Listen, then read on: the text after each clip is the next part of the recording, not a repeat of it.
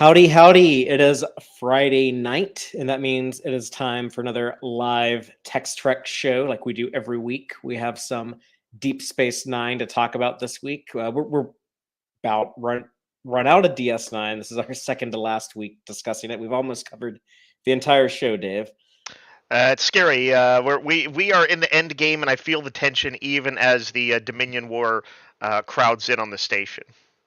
Well, Although there's some this little batch has several sort of lighter weight standalone moments in the middle of it all. So yeah, and that's 8 episodes total that we're going to be talking about. So kind of the middle chunk of season 7. We'll finish it off next week, but you might notice I'm not in my usual location aboard the Starship Texas, so I'll have an explanation for that in a minute. But Dave, we have all these episodes to talk about. I think we should go ahead and get the show started. I'm ready. I'm Fatheree, This is Dave. and this is Tex-Trek.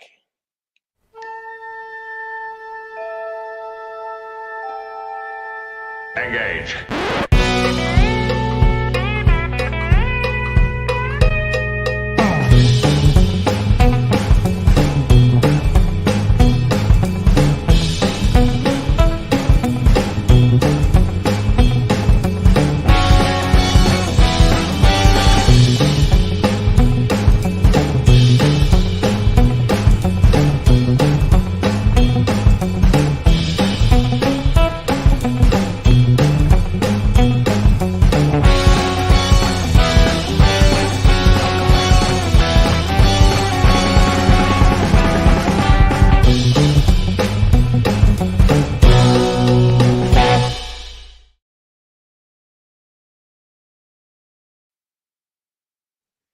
Welcome back aboard the Starship Texas for the 228th installment of the Tex-Trek podcast, the home of Star Trek fandom from deep in the heart of Texas, where we take a deep look at Star Trek old and new. And tonight we are talking about Star Trek Deep Space Nine, Season 7, Episodes 9 through 16. So that's going to be all of DS9 from Covenant with Pav Wraith cult leader Dukat, all the way up to the long Latin one, Enter Arma Enim Silent Leges, with Section 31 and the Tal Shiar and all kinds of sneakiness going on there. So lots of fun stuff. I do apologize to the Tex-Trek audience, though. We might have a bit of a decline in audio or visual quality this week on the show, depending on how you're watching or listening to this. You might have heard about the little ice storm that we had in Central Texas this last week, and that's why I'm using the mobile emitter setup like the Voyager doctor. I'm on the mobile emitter from a hotel because I had no electricity, or I finally got electricity back at the house today, but no internet service. So I'm still in the hotel till tomorrow. But yes, everything should be back to normal next week. Sorry that you are looking at me in a hotel room, but I have our executive producer, my dog Amos, here in the background for people watching. So I had to heat up rocks Sulu style with a phaser to stay warm the last week. yeah, I don't think you had to, but you just love a good excuse to shoot a rock with a phaser. I like to call up Captain Kirk and like sound really pained. Yeah, but you were like having to watch these DS9 episodes on your phone because your like home internet was out. Yeah, I lost my subspace communications, and so and I did get it back up today, so I was able to. I think I only had to watch maybe about 2 on my phone, and it's okay. Neither of them, I think, were ones that were like, oh man, that was like one of the big episodes or something like that, because that would have been a heartbreaker. So it was all right. It was all right. Well, that's not too bad, I guess. Take the wins and losses of life. Yep. But I'm just glad that we're all here, and I mean, everyone I know that had to suffer through this was safe, and Dave and I were able to make it to the show. So we're good. A series of inconveniences, but nothing too bad. All that being said, I do got a little bit of housekeeping to knock out, but I want to remind everyone that we did a trailer breakdown video a few days ago. That's on the YouTube channel exclusively, but people can find it there where Aaron and Rachel and Starfleet Boy and I looked at the final Picard trailer, and that was a lot of fun. We're excited to be talking about that show soon. When we run out of DS9, we'll have a weekly Picard, so it'll be nice to have new Star Trek again. And I just want to give a thank you to the Trek Culture YouTube channel that not only joined our live stream a few days ago when we went over that final trailer, but they were also kind enough to reference us in the season 3 fan theory video they did for Star Trek Picard that just dropped. So people should check that out. There's a lot of good speculation in there. There is some a little off the wall stuff, but they had the good theories as well as the bad theories. That's kind of that's how they were promoting it. So just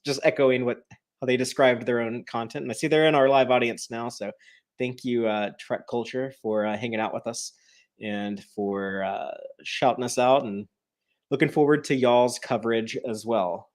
And while I'm thanking people, also going to give a big thank you to Matthew Averett, who just dropped a very, very generous $20 super chat. He says, I listened to y'all Monday night at work and loved every episode. Oh, he says loves every episode. Keep up the great work. Can't wait for Picard season 3. So thank you so much for that, Matthew. Really means a lot to us. Glad you were checking out our trailer breakdown video. Sorry, my head is a little spacey. Haven't been sleeping well. It's been a hell of a week, but I yeah, know that like that's cool. For me, podcasts over the last 10, 15 years have become a big thing and like mean a lot. So it's awesome that we can have some role of that of like being somebody else's thing to give them some good vibes during the day, entertain them. Yeah, and I remember like when the Christopher Nolan Batman movies were coming out. That was a big deal for me as a big comic book nerd, and I just loved, like, I had a favorite podcast back then with Batman on Film, for the website. Batman on Film is a really cool dude. Jet out of Houston, Texas runs it, and I just remember like every week, like whenever there's like a new the Dark Knight trailer or some like announcement or like anything like that, just I would always look forward to hearing those dudes on that podcast talk. So yeah, it is cool to know that, like, oh yeah, like maybe someone thinks of Tex-Trek as that. We get to be a little part of it. Yeah, I don't know why they haven't discovered one of the better Star Trek podcasts out there, but you know what, I'm glad that they're sticking with us. So but yeah, thank you everyone who is going to be on this voyage with us through a final season of Star Trek Picard. But before we do that, we got to go through this final voyage of DS9. So we still have this week and next week with that, and uh, we'll get on that in one moment. Just got to give a thank you to our patrons. That's Starfleet Boy, Cake is Eternal, Gay Clevin Lundstrom, Crazy Dutchy, Joanne Robertson, John Dog, Geek Filter, Earl Grey Trekkie, and our anonymous supporters. We'll be doing our Patreon watch party about a week from now, February 11th. It's a Saturday. We're going to be watching the episode Attached. It's the TNG episode where Picard and Dr. Crusher have that telepathic link, and they discover that each other has like romantic feelings about the other. And it's kind of a fun thing to revisit now, since Picard season 3 really seems like it'll be stirring up some of that Picard Crusher romance. So I don't know how you might fall as an individual on the spectrum of shipping Picard and Crusher. I'm not crazy about it, but a lot of people, that's like a really big deal to them. So yeah, it's going to be an interesting thing to talk about in the weeks to come. But all that being said, I think we're ready to go ahead and dive on in. So just to remind everyone, we're starting with season 7, episode 9, Covenant, and then we'll go all the way up to the Latin one, episode 16. But we'll start on the Covenant talk. It is an episode written by Renee Echeverria, directed by John Kretschmer. Kira is abducted by a cult that worships the Pa Wraiths and is led by their master, Dukat. So again, apologies to people watching on YouTube. I'm not going to have quite as many screenshots to share as I normally do, but I'll still have a little bit of visual presentation. But Dave, this is your first time seeing these episodes. Just to remind everyone, you're watching these for the first time. I'm watching them for the 47th time. What do you think of Pa Wraith cult leader Dukat? I love this turn. It was so creepy. He's such a greaseball, and it's um, I assume it was kind of keying off sort of 90s sort of cult activity, like the Branch Davidians, or oh man, now I'm gonna blank on it. But like I know there was that one that like did the like sarin gas attack, and there was another suicide cult that was not Yeah, the Heaven's Gate. Heaven's They Gate. thought the comet was gonna come pick them up. And then of course there's Jonestown, which is Hmm. the Jim Jones, the sort of foremost representation of like a suicide cult. And that stuff was of course legitimately horrific, but I think it was the fact that this also had to me what felt like a predictive quality of like the Trumpian the embrace of Trump by evangelicals, and the that whole thing where they're like, oh, it's actually the fact that he was so horrific, that he was so skeevy and dirty before, that makes his conversion so amazing. That was that's what the followers are saying about Dukat. Very much struck me as being prescient. Even though, yes, of course, this Hmm. is something that cult leaders have always cultivated, this kind of thing. Yeah, and I mean, religion and politics has become a big deal in the United States ever since 1960, when a Catholic ran against a Quaker for president. It's funny. Up until then, no one really cared. It's like, oh, everyone's just like a Protestant Christian. Doesn't really matter. But yeah, it's something that has become like a I don't know, kind of ridiculous in some ways, how so much hypocrisy can be displayed. And yeah, I think you just gave like a great example, Dave. But if you do want, I guess, to value things like forgiveness and grace, I guess that does allow for the possibility for there to be redemption. But Right? yes, It sort of takes people's best nature and applies them in the worst way. Um, yes, I think we would agree that forgiveness and grace are good potential qualities, but you want to have your eyes open. Don't get played. yeah, the thing in this episode, it's another big Kira slash Dukat episode. Very Hmm. much focused on that dynamic. And yeah, Kira's whole thing is like she refuses to believe it, and is determined to prove that he is the liar, and he's still the treacherous snake that she's convinced that he is. And I mean, she's kind of right. He kind of is. But there's that one scene of him praying to the paw wraiths alone. So he is a true Right. believer in his own kind of twisted, fucked up way. It But reminds me in that sense. I've probably brought this up before, but who's the uncle in Hamlet? Claudius. There's a scene in there where I think, where he's praying, and like Hamlet thinks about killing him, but he doesn't. But he's like, you don't know, is he just doing it for sort of his own absolution, or it seems like occasionally I think there's like some expression of regret, but you just don't know if there's really how sincere it is. And I like keeping that ambiguous. I think that's good. yeah, and it's kind of this Star Trek tradition of examining religion and kind of showing how people can use religion to see what they want to see.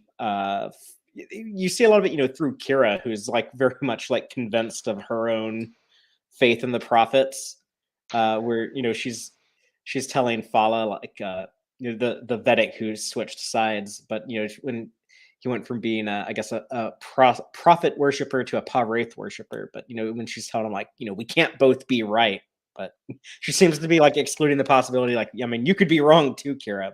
But she's You know very what I convinced was and set in her way. And I was trying to think. Has Kira, obviously she believes in the prophets and has kind of advised Cisco to embrace that. But broadly speaking, I've never heard her do much proselytizing. She's never been like, "Hey Bashir, maybe you ought to get into this," or yeah, like I respect that she keeps it a sort of personal thing, and has never tried to sort of rope anybody into it. yeah, and I think like most religions are kind of like, I mean, Christianity is the famous one for, like, we want to spread the word to everyone. And sometimes it's like, regardless of if they want to hear it or not. Right. Just over history, but then you look at like Judaism, and it's like, if you want to convert to Judaism, cool, but we're not gonna go around like advertising it to you. It's like, you have to come to us. So I guess Kira's religion, or at least her approach to her religion, might fall more along those Right. lines. I think it's cool that we see basically like her Sunday school teacher, who that was probably like one of the the few comforts she has as a child.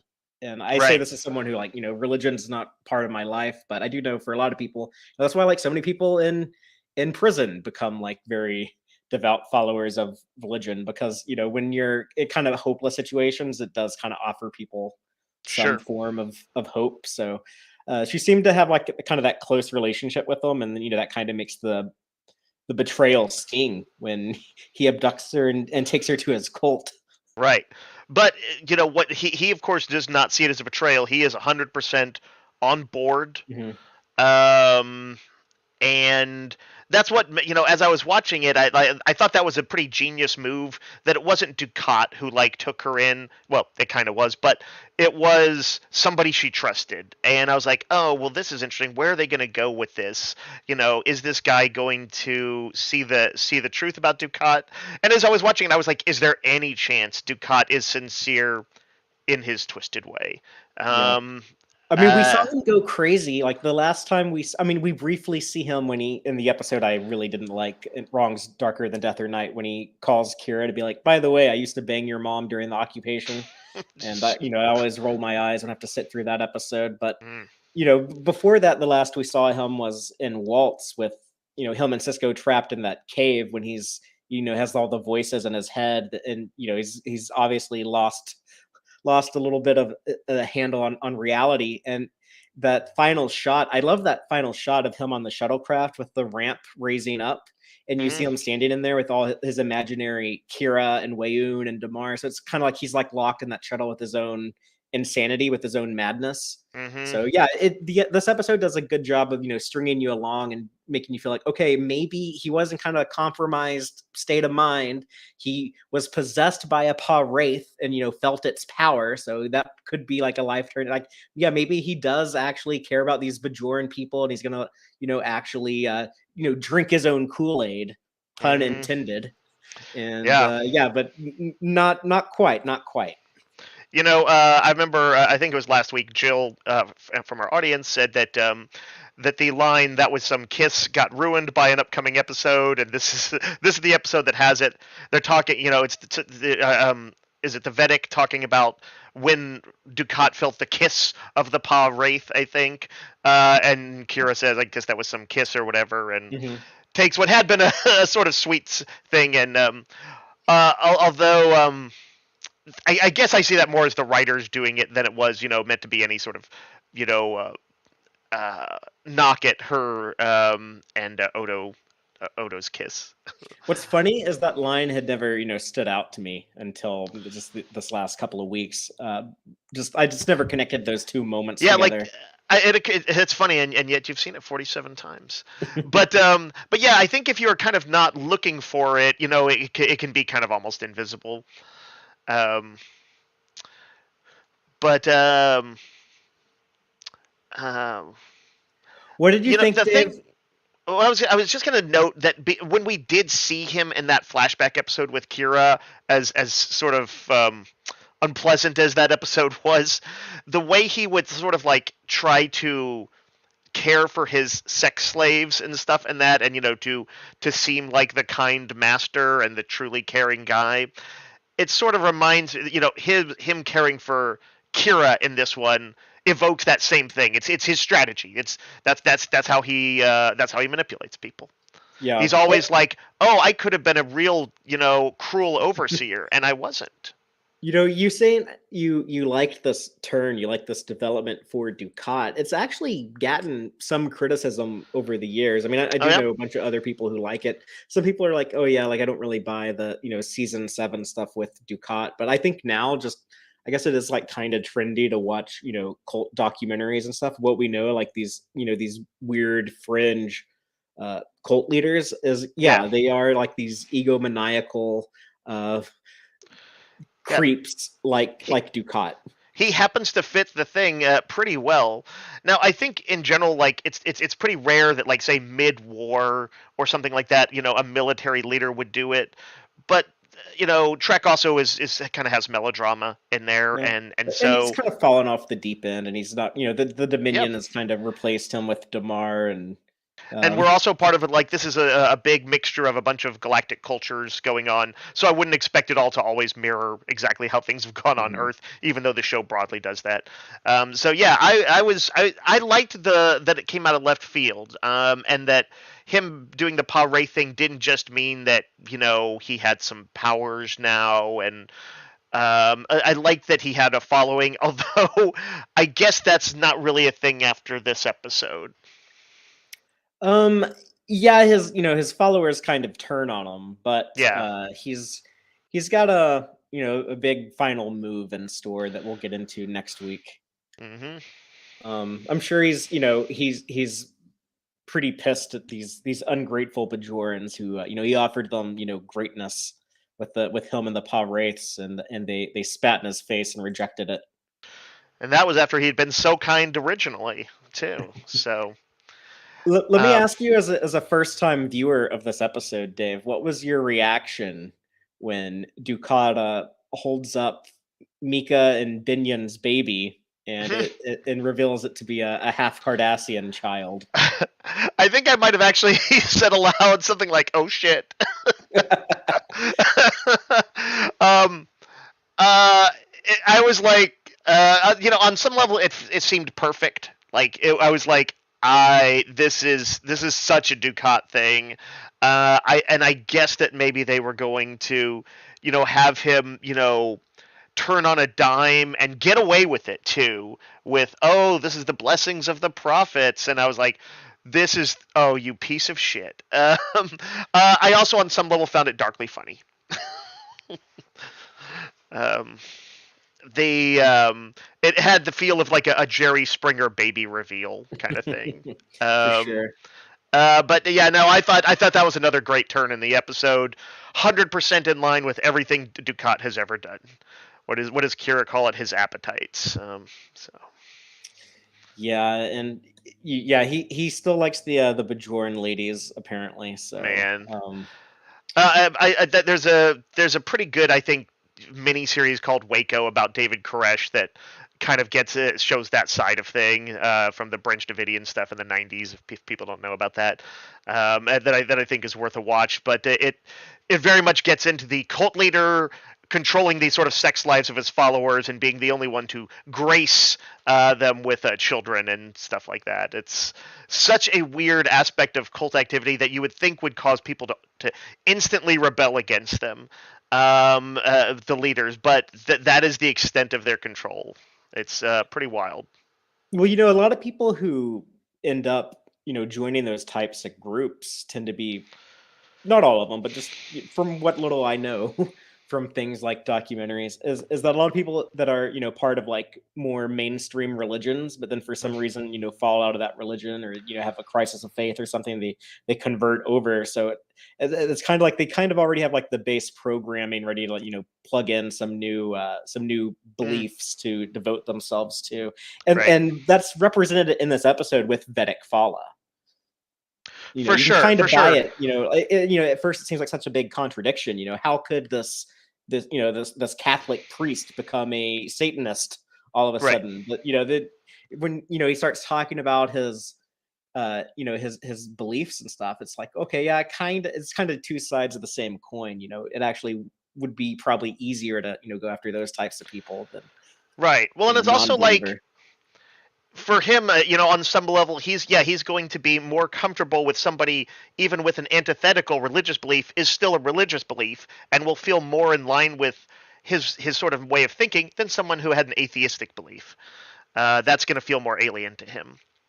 Yeah. I really you know liked. I jotted down a line in there from Kira. She said, "I always found that when people try to convince others of their beliefs, they're really just trying to convince themselves." I thought that was a really insightful line, and that's what led me to kind of start thinking, "Huh, it's true. She is not one who she is sure of her beliefs, so sure she doesn't need to convince Yeah. other people of them. Yeah, in fact, they explore it in the opening of the episode when they're all, hanging around at the table, having brunch on a Sunday or whatever, and like, Odo's like, I'm just waiting on Kira, she's still in church, but Oh yeah, is that this kind of sweet scene where he's like, "I wish I could join you," or is that mhm. another episode? Yeah, no, it was this one. Yeah, yeah. Yeah, I thought that was really sweet of Odo. That was like, and it also had he I think sort of expressed a sort of the atheist sort of thing sometime where you're like, the sort of sense of calm and grace and that seems to that some religious folks have would be something I would be curious to at least see try out to I'm at the least envious of. I thought that seems like a truthful sentiment from Odo, in addition to being sweet because he's like, I want to go to church with my sweetie. I guess like some of the other highlights of this episode for me, I really liked the DS9 CSI stuff when Odo's like freaking out, where's Kira, and O'Brien's doing kind of the tech sciencey stuff that I hmm think Jadzia probably would have been, if she was still around, if they still had like a science officer in the main cast, but determining, she's beamed by a Dominion transporter and stuff. There's another scene in another episode we'll get to in a moment that is also kind of like DS9 CSI that I don't know, I just kind of like seeing that side Yeah, of it. it very prominently popped out in that upcoming episode we're going to talk about. But yeah, I like that. I like that too. I think that's pretty cool. It's like I mean, I guess they did do that. I watched the pretty bad TNG episode Aquiel the other day I'm since it sorry. had come up in our conversation. I just had to. Um, Jill knows what I'm talking about, but that had some CSI stuff in it too, and theoretically it could have been good there. It was plugged into a bad episode. When it's in a good episode, it's so much cooler. Well, let's move on to Sure. another episode that I think's cool. But season 7, episode 10, It's Only a Paper Moon, teleplay by Ronald D. Moore, story by David Mack and John J. Ordover, directed by Anson Williams from Happy Days. hmm In the aftermath of an injury that left him disabled on AR 558, Nog returns to Deep Space Nine but finds he cannot go on living his uncertain life and seeks shelter within the fictional world of Vic Fontaine in Las Vegas 1962. I'm So so this, glad I didn't know about the Vic Fontaine stuff in general, by the way. I was like, I would have been so weirded out to just see a still shot of like, or the sheer number of appearances he has, like to see all these shots of people in suits and in casinos and stuff. I'd have been like, that's the final season of Deep Space Nine. It's the weirdest thing.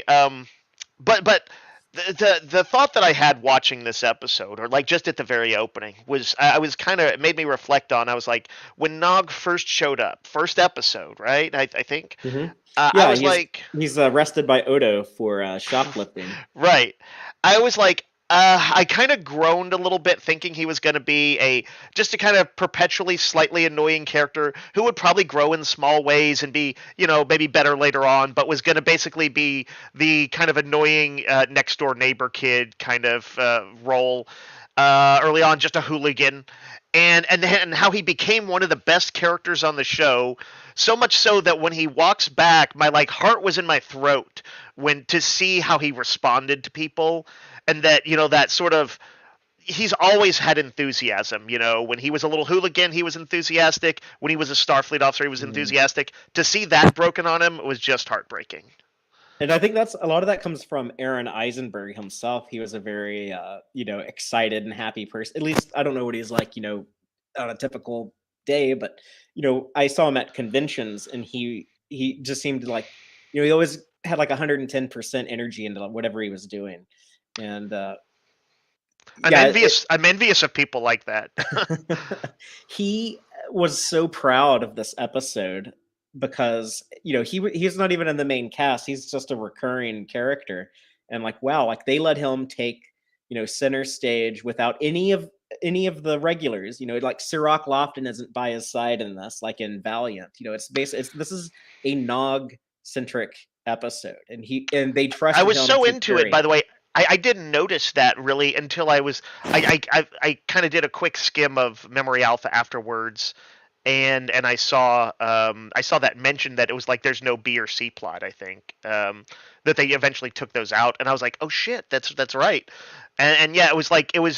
I think I'm really glad they did that. I think that was a great idea, and it shows how the writers can like That was kind of Ron Moore's idea. Yeah, he yeah, said how no. they can come to We can realize carry what it with they've Nog.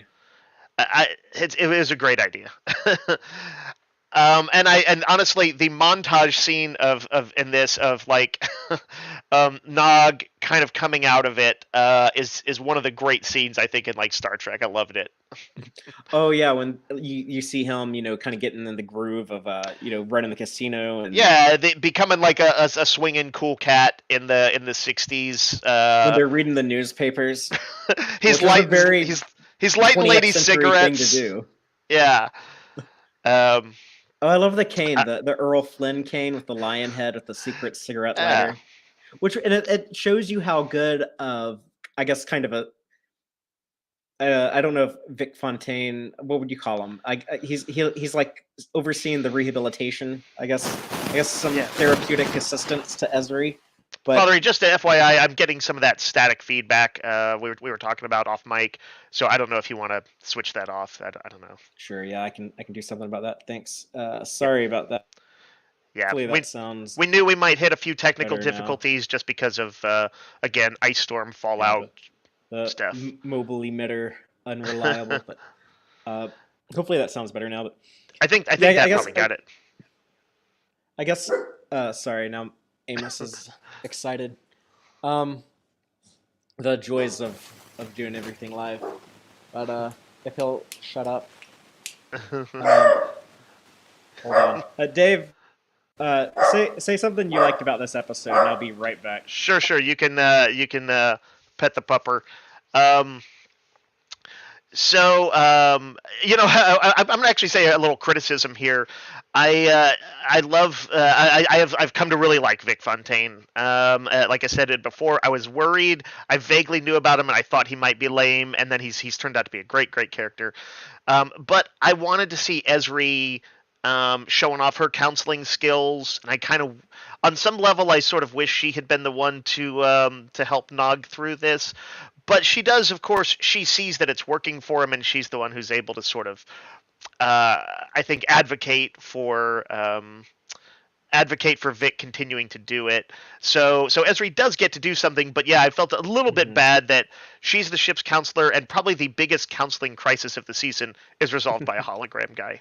Yeah, but I mean, Esri was still involved, and when she thought Vic might be getting, too carried away, like I get that you've become friends with Nog and you like having him around, but he can't, live in there with you. You gotta Yeah, snap him out of it. So she was still kind of the boss of everything. But yeah, I she like seeing also, like I how think she smart. recognized that there's like one approach doesn't fit all, and when she saw Right. something that was working for him, she's like, no, let it play out. So that I really did like that part. Yeah, and she even says, it's not one size fits all. It's you got to figure out what's going to work for each patient. I love how like kind of clever Vic is, where they're trying to wing Nog off of using the cane, and it's a lot of it's like psychosymptomatic pain. It's Hmm. and trauma related and stuff. So he gives them this cool ass pimp cane, but then he's like, but you got to be careful with it. Don't put all of your weight on it. Little stuff like that to kind of ease them along. And then Hmm. eventually having to give them some tough love when it was very satisfying to have like a hologram in Star Trek like say the famous words computer in program and shut themselves down, especially after he's said like it's so cool I get to be active and have someone actually Right. write in this program. And That was a turn I didn't expect watching the episode, and I thought that was a neat little twist on it that he got caught up in the life and in being to a friend to Nog. mhm. And I think this establishes that from now on, from like this episode onward, which isn't very long, we're almost at the end of the show, but Vic Fontaine's is basically like running like 24/7. People can go and one of the hollow suites is like dedicated to that. So Yeah. basically have like a separate bar, which later they say like Quark thinks of them as his competition. It's like, well, doesn't he own like the hollow suite? Like I'm sure like he's getting like a he's getting the skim, but or that's what I would assume. But I don't know. Maybe there's some different arrangement there. The depiction of like 1962, I like the the black and white television, and I like they're watching a lot of westerns, the Searchers and Shane, because that Yeah. was the popular entertainment in '62. In the comments, Jill was saying the one thing she disliked about the episode is I think the sort of needing the cane is all in your head. She compared it to Ezri and her space sickness, the idea that, positive thinking can overcome a disability. And I do think Deep Space Nine was something of its era. It reflects a '90s thing where therapy, had been talked about probably in shows from the '60s onward, but it was still maturing in its depictions, and sometimes you did get a little bit of, hey, some positive thinking. But I think arguably what Vic was doing was a little bit more sophisticated than that. But yeah, every once in a while there's some underpinnings that are a little retrograde. I guess it's sort of the price of things becoming dated. That's the price of any time you watch a show or movie that's more than 5 years old. Yeah. Let's see. I was looking to see if I had anything else notable to say. O'Brien has a cool "I'm a engineer" line when he says, "I'm an engineer, not a philosopher." I like does Vic Fontaine count as like a sentient life form? We're gonna do like a data measure of a man type thing, and no, we're not. This episode does not have room for that. I'm an engineer, not a philosopher.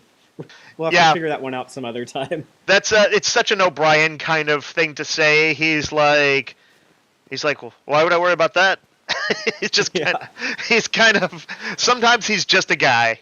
Yeah, I don't know, dude. I'm just trying to finish before I clock out. And gotta go pick up Molly from daycare. But yeah, I thought this episode, this is a real showcase that had to have been amazing for Aaron Eisenberg and James Darren.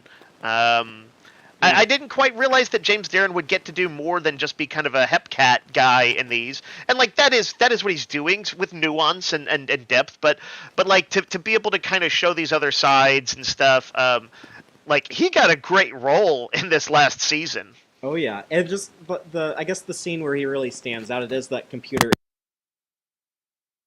You still there, Fatheree? I think I lost your audio or something there. Still out. Not hearing that. Apologies to the audience there. Again, we knew this kind of thing might happen. I think Fatheree's got a few tricks he can pull, so we'll see if that gets us out of this. Okay, can you hear me now? Yes. Okay, sorry. That's okay. I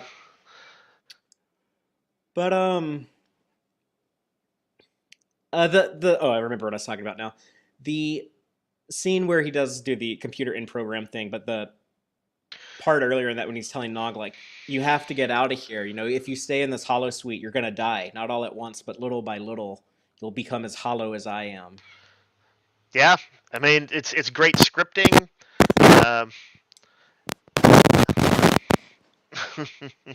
And that like you said, Vic turning off his own program, especially since we've heard those lines delivered for decades, or at least 2 decades ish at that point that this came up. It had some real depth to it to have a hologram program do that himself. And it pays off in a few episodes later when it's like, oh, Vic is in danger, even though he's only basically a non-playable video game character. But right. But when everyone has to rally to his defense, it's like, oh, I'm invested in that story now too because of this story, and just this story builds off of the siege of AR 558. So it's good use of serialized storytelling, and Dave and I we're on the same page with this. We both love when stories can do that and build off of each other, but also have their own unique episodic nature where you can tell a story with a beginning, middle, and end within one episode. Right. Well, in what do you call it? The next big Vic Fontaine episode, the heist one that we're coming up on. it did the thing where it built both off this episode and off the one where Odo and Kira get together and how they both owe him. And I was like, it felt perfect that they would be the sort of ringleaders of like, yeah, let's save this guy, let's help him. So yeah, that particular Deep Space Nine had a particular genius for doing it. Yeah, so I definitely buy into that because they were doing the work with this. A lot of actual military veterans that have, I guess, gone through combat experiences have talked about this episode being kind of relatable. Something they talk about in the DS9 documentary, "What We Left Behind." That Aaron Eisenberg said, like, he received letters from people who, they had PTSD, or they had to have a limb amputated or something like that, and so it definitely rings true to at least some people who have those kinds of experiences. There's a little bit of levity though. Like, I like the joke from Rom calling his son a one-legged crazy man. Just Max Grodenchik is just so hilarious, just casually hilarious. Anything he says can be funny. The thing that cracked me up early on is Quark just throwing such throwaway shade at Julian. He's like, "How can hiding in one of Julian's adolescent programs be a good sign?" And he's like, "Hey." Yeah, I mean, that fits. He's always been kind of judgmental. He calls humans, primitive backwater people. They don't even have like a good economic system with currency. So, always a judgmental guy. I don't think I have anything else on. Yeah, let's jump on ahead. But this was absolutely one of my favorite episodes of this block. Yeah, maybe my favorite. Great work. Aaron Eisenberg gone from us too soon, but he left some really golden work behind. So we can always cherish that and revisit him through the work he did. Moving on to season 7, episode 11, Prodigal Daughter, written by Bradley Thompson and David Weddle, directed by Victor Lobel. Ezri returns to her home to ask her family's help in finding O'Brien, who has disappeared while searching for the widow of a dead friend. I was just talking about, when episodes follow up on one another and kind of deal with consequences, which DS9 kind of, takes it as a point of pride to deal with consequences. For sure. Dave, this is the follow-up to Bilby in season 6 and his tragic end by a Klingon disruptor sent him to the cemetery. So this is O'Brien following up on that stuff, and also some Ezri backstory. What do you think? I messaged you when I was watching this because I was shocked that Bilby came back up again. You might have told me that, but I hadn't really paid attention. And as it turns out, that's almost, in some ways, it's almost incidental. It's a dramatic turn to set, to have something dramatic happen within Ezri's family. But like, it's not like we see his wife, or she's actually particularly shaded with a ton of depth. But at the same time, it I was thinking as I watched it, I was like, oh well, I didn't love the episode with Bilby, it was all right. But if they I think I was like, retroactively, I would like it more, probably because of this. And I think that actually is the case, just knowing that they sort of thought about it in that sort of more three-dimensional way, with some fallout and all of that stuff. But mostly this is an Ezri episode, and I thought it was a really good one to kind of showcase multiple facets to her, to see a difficult family. I was trying to remember if are there some there's some stronger mother figures in Star Trek. I mean, maybe other than Beverly Crusher, like guest stars. Because I felt like there's Loaxana and Ezri's mom kind of come from a similar but different overbearing school. I don't think it's a particular trend. But I was Michael Burnham's mom. They seem to have a pretty good relationship. Yeah. Okay. Good. Whew. And I want Star Trek to be sliding moms out there. That ain't cool. But I thought that the actress playing her mom did a good job too, because this really rang true, not of like any specific thing, but like, yes, there are absolutely families like this with a domineering parent, or like a family business that's like a legacy dynasty kind of thing. So I thought that was a really good hook for it. And honestly, I because I kind of didn't realize it was a murder mystery early on and wasn't Mm-hmm. thinking about that. I was actually surprised at who the reveal was. It's probably obvious to everybody else, but it was not to me. Yeah, I don't remember the first time I watched this. If I might have fallen for the the red herring. They kind of make it look like it's the brother Janelle who's very concerned with the family business and their mines. If you don't remember, Ezri's family is a Pergium mining family. They seem to be like well off on this non-Federation world. They have a successful business, I guess, but it was the other brother, Norvo, who reluctantly participates in the family business. He wants to be an artist. He wants to be a painter, and even though he gets rejection letters from the Endorian art school, but As a art school dropout myself, I immediately felt a kinship with this guy. So, um, uh, unfortunately, that meant I felt a kinship with a killer. well, everyone keep an eye on Dave. That's Well, a little the good disturbing to news know, is but that my mom is a much more chill person than his mom, and so I think I'm probably okay. But okay, we yes, dodged a bullet on that one. do keep an eye out. I like now that we get to see more of Ezri here. I really appreciate these Ezri centric episodes because she did come into the show so late in the game. So I'm kind of thankful we had as much exploration of her character as we got.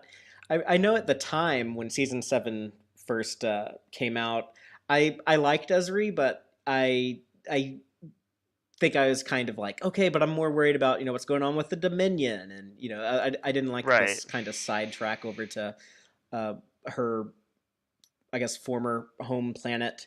But it does show Trill that have something other than just the slug syndicate or symbiote thing. So I like seeing like that other side of Trill culture. Like, oh, they're not monolithic. They can have other things going on, like their mining operation.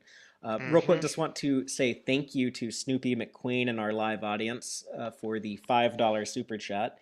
He says, I look forward to Tex-Trek Fridays. Enjoy your discussing on DS9. Thank you so much, Snoop. I'm sorry we only have one more week of DS9, but I hope you keep coming back for the Picard stuff that we'll be getting into after Yes. that. I was when Esri was leaving and Bashir is seeing her off, thinking of sort of broad trends in DS9. Bashir seemed like there was a maturity in him, but it was also like a sort of a loss of his innocence, which included him being a little lecherous early on. You know, Mm-hmm. the would be pickup artist. Um, but that was not present in that scene when he's saying goodbye to Ezri, even if he's got something, some connection to her. And I was like, wow, this is just like I felt that way watching Nog, and I was thinking, my God, what a difference between season 1 and this.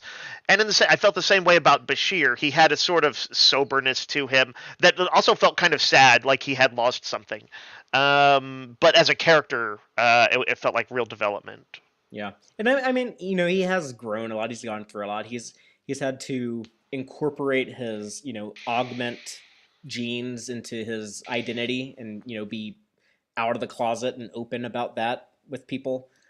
Which I mean, that would have like a huge shift in his life, Sure. you would think. And then the war has definitely, I think, jaded him and matured him a little bit. And he lost Jadzia. And then yeah, then he lost the woman he loved. So uh, even though I was just saying a moment ago how when I first saw this, I thought it was kind of a boring distraction from the Dominion War. I love how DS9 does a good job when they do like these one-off stories. They still remind you the war is going on. Like part of the reason why the family was in trouble is that they had some of their Pergium shipments had been destroyed by Jem'Hadar raids. Hmm. Yeah, right. The writers are clever to lace these things in so that yeah, it's always at least percolating in the background. Uh, I like that the Orion Syndicate is still causing problems. I I wish do that too, but where's the Orions? yeah, I wish that Bokar could be an Orion, but Rick Berman didn't want to paint anyone green until Star Trek Enterprise. Um, What a dumb hang up. yeah. You know what? You know what? Where I felt emotional watching this episode. Not emotional, but I was angry when everybody in the family commented on Ezri's short hair, clearly a change from when the last they saw her, Hmm. and her mom specifically made a point to say she doesn't like the look or whatever. I was like, man, A shut lot the of fuck up, people's you. moms are like that, though. Yeah, I was like, you judgmental bitch. um, I'm not wearing this for you. But also because Trill have such a overlap with the trans experience, I feel like that, even a scene like that is one of those Oh, things yeah. that now retroactively probably resonates more to someone who's trans or genderqueer and has changed their look or identity in some way, and they're getting pushback from family who maybe think they're being cute and just teasing, but really not so cute. So I liked that scene. Like I was annoyed at the mom in particular, but I thought it was a good scene that rang true and had an interesting resonance now. Yeah, and I definitely see why Ezri has become, in particular, not just the Trill. They're all kind of like I guess trans icon status, but a lot of people really gravitate to Ezri, and I think that's she is kind of like overwhelmed and kind of struggling to keep up with like this new phase of her life, which a lot of people find relatable. But we get to see her be victorious and overcome those challenges, so it's kind of uplifting and inspiring. But Sounds just like Trek. a few episodes ago, she had like that line, I keep saying the wrong pronouns whenever I'm talking about Yeah, I myself. was like, wow, what a that's wild to hear that voiced in such a way that was probably a little throwaway at the time, but Mhm. again, now has some meaning. Yeah, so really cool that that works out as well as it does. And there's some good O'Brien stuff here. I like that O'Brien was willing to go get beat up by Nausicaans just to go check on this woman that he's never met, but just Yeah, because he felt obligated to Bilby. yep, that's a What a good guy! premise. And boy, at first I was thinking, I was like, man, Cisco, you came down hard on Bashir there. But Yeah, I guess potentially losing your chief engineer in the middle of like a war that has the whole quadrant at stake, maybe the whole galaxy at stake. Yeah, okay, he probably would deserved that. yeah, and And I love O'Brien I too. love O'Brien being like reluctant to return to the station, like because he knew he's going to get chewed out by Cisco. You know what I thought was another good scene, and just a random scene in the middle of it was when who's murderer's son, Norvo. Norvo's the killer, yeah. Norvo's the killer. When Ezri's saying, "Hey, get away from here. Come with me. Just get away from mom and all this, and get find yourself." And he's kind of taken with the idea, and he introduces it to the mom, and she's like, "Oh, we can't lose you right now. Oh, you got to see Dax already." He's like, she's basically shutting down every one of his arguments that he needs a vacation, telling him when he clearly is saying he wants to, and she's like, "No, you don't. No, you don't." And I'm like, man, that just rang true of how people who are manipulators, like sort of extreme type A planners, who kind of dominate and domineer over people, do that. Just thought that was some very observant writing there. Is that what I do? Am I an extreme type A type planner? I'd say yes, but you just tell me you're not and shout me down. No, Father, you're not this. You're not that type of person. That's why I said extreme. You can be type A, and that's my sister is type A, and she's a very cool person. Um, But it does tie into that instinct of being in control, so you can make everything yeah. be right, and then yeah, it causes conflict like other people, like that's like I have like this perfect plan, but like other people are like, well, I don't know if I want to go along with that, and Did it's we see anything? well intended, like the mom had good intentions at heart, but yeah, Right, and she definitely. clearly has created a sort of an empire. Hmm. I don't know if we get much. I can't remember if we get much nuance to her, like a particular reason why she would have done this, or just become the person she has. Other than some people, it's a little bit nature, a little bit nurture. She's kind of part of her programming, but also, it may have just been what that family needed to do to sort of survive, and she was able to take her Type A personality and turn that into profit. But like we don't like particularly get a sympathetic background for her, right? She's kind of antagonistic in this episode. I mean, other than just like the stuff every mom would go through about, like sure. She raised 3 kids. Yeah, I had to provide a life for all of you, and I was all for y'all. I did all this hard work for all of you. And, just a funny moment at the beginning of the episode. Just want to comment on before we move on. Jadzia's order of Gok had arrived at the station. I think it's 51 cases. And Ezri was like, "Oh, I got to throw it out." Yeah, I can't even tell Martok I got this for his birthday, because then he would insist on sharing it with me, and I'd be bound by Klingon honor to eat all of it. And I'm not good with the Klingon stuff like Curzon and Jadzia were. So. Yeah, I love the idea that there was still sort of the remnants. Basically, an Amazon order from Jadzia arrived, and she had to deal with it. That was great. It's like, this chick has been dead for like 6 or 7 months at this. Like, how long did it take to like ship this? She pre-ordered it for like the release date. Okay. By the way, I also I like that Ezri isn't all like the heroine who flies in and saves everything in this. To some degree she's sort of just rolling with the punches, and in the end she gets a good scene where she acknowledges that she missed that her brother was so close to breaking. From like the sort of the mom's endless sort of manipulations, and so that she had some role in it. And I'm like, we know that she beats herself up over things, and that's probably overall unfair, but there's some truth to it. She could have caught that earlier. She's a therapist, so. And that's good. I like the deep characters.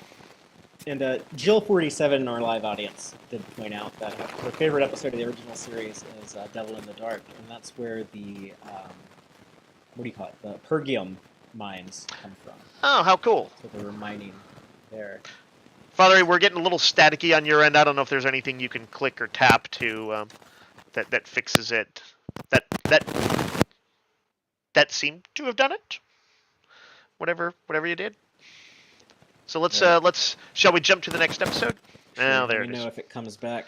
Yeah, okay. Let's jump to an episode we've talked about before in a different context. Yes, so this is Season 7, Episode 12, The Emperor's New Cloak. It's a Mirror Universe episode, so we covered it a long time ago, 5 years ago, when we covered all the Mirror Universe episodes of DS9. But it's the last Mirror Universe episode, written by Ira Stephen Bear and Hans Beimler, directed by LeVar Burton. Also the last DS9 episode that LeVar Burton directed, but don't worry, he got plenty of work after this on Voyager and Enterprise. When Grand Nagus Zek kidnapped by the Klingon When Grand Nagus Zek is kidnapped by the Klingon Cardassian Alliance while on a business trip into the Mirror Universe, Quark and Rom follow him there. How am I doing on audio, Dave? You're doing good. Okay. Again, we'd seen this before, or you had seen this before, but what did you think now? Actually, there's yeah. Go ahead. Well, I was going to say yes. I know a lot more now than when I watched it out of context. Like at the time, I didn't know who Ezri was. Like I had never seen her. I knew she appeared at some point, but I hadn't seen who Brunt was either. I didn't know who Brunt was. I didn't know who Vic Fontaine was. Yeah. And I hadn't seen Worf on the show, although again I knew he showed up at some point. So yeah, I saw Mirror Ezri before I saw Ezri on the show. Father, I don't remember what all the things I. You tell him, pupper. I don't remember all the stuff I said about the episode when we talked about it in the Mirror Universe, our Mirror Universe segment. But I think I found this was one fun at the time, but not amazing. I actually liked it notably more on this viewing. I thought it was a really good outing. I liked it as the final outing in the Mirror Universe, and I've come to really love those Ferengis on this show. And I love that they went in and just like screwed up the whole balance of power in the Mirror Universe. Yeah, I am a Ferengi episode apologist. I am a Mirror Universe episode apologist. And yeah, I love that the final Mirror Universe episode is also a Ferengi episode. And they are the ones to restore, I guess, peace to the Terrans oppressed by the Alliance. defeat Regent Worf and all of that. Yeah. And one of the things that they had done is all the Mirror Universe episodes. They always kill one of the Ferengi. So first they killed the very kind humanitarian Quark Right. in He was season like, two, what was and he doing? Hiding prisoners or yeah, it trying was to like smuggle people out? yeah, hiding people off of Teroknor. Yeah. And then they killed the treacherous snake Rom, and then they killed the treacherous Nog, and then here they killed nice guy Brunt. Man, Brunt, that's who's the actor? Why am I Jeffrey Jeffrey Combs? Combs.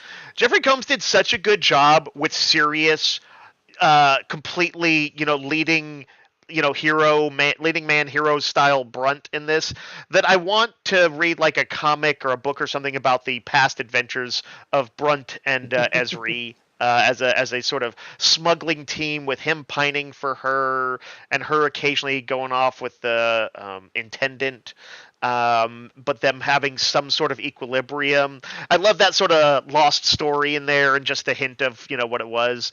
But yeah, it was of course funny to see him so different from Brunt. I was waiting to see him like, is there some other? Is he actually nice, or is this a trick? So it was great. He was a good guy who did not make it. Yeah, but he is instantly likable, which is good because we only get Yes. this one episode with him, and then we have to be sad when he dies. So they did the job of making us care about him. Uh, Um, it, well, go ahead. I forgot what I was gonna say. So Well, they kill a lot of people in this episode, or like a number of people too. We also see, weirdly, the real Vic Fontaine, which I'm not even going to try and wrap my mind around that bit yeah, of logic. But I did think it was funny because it was Bashir kills him, right? right, and that's what starts Rom whole thing about like, wait a minute, this alternate universe doesn't make Oh any man, sense. Like, what in a our great. universe, Dr. Bashir loves Vic Fontaine. That's his favorite singer, but here he shoots him. Right. It was his. Yeah, he does the meta commentary on. He starts analyzing how the mirror universe doesn't quite. The rules of it don't really work that well, and O'Brien seems like a nice guy. That's not very alternate. It's like, it was perfect. He was a great character for it.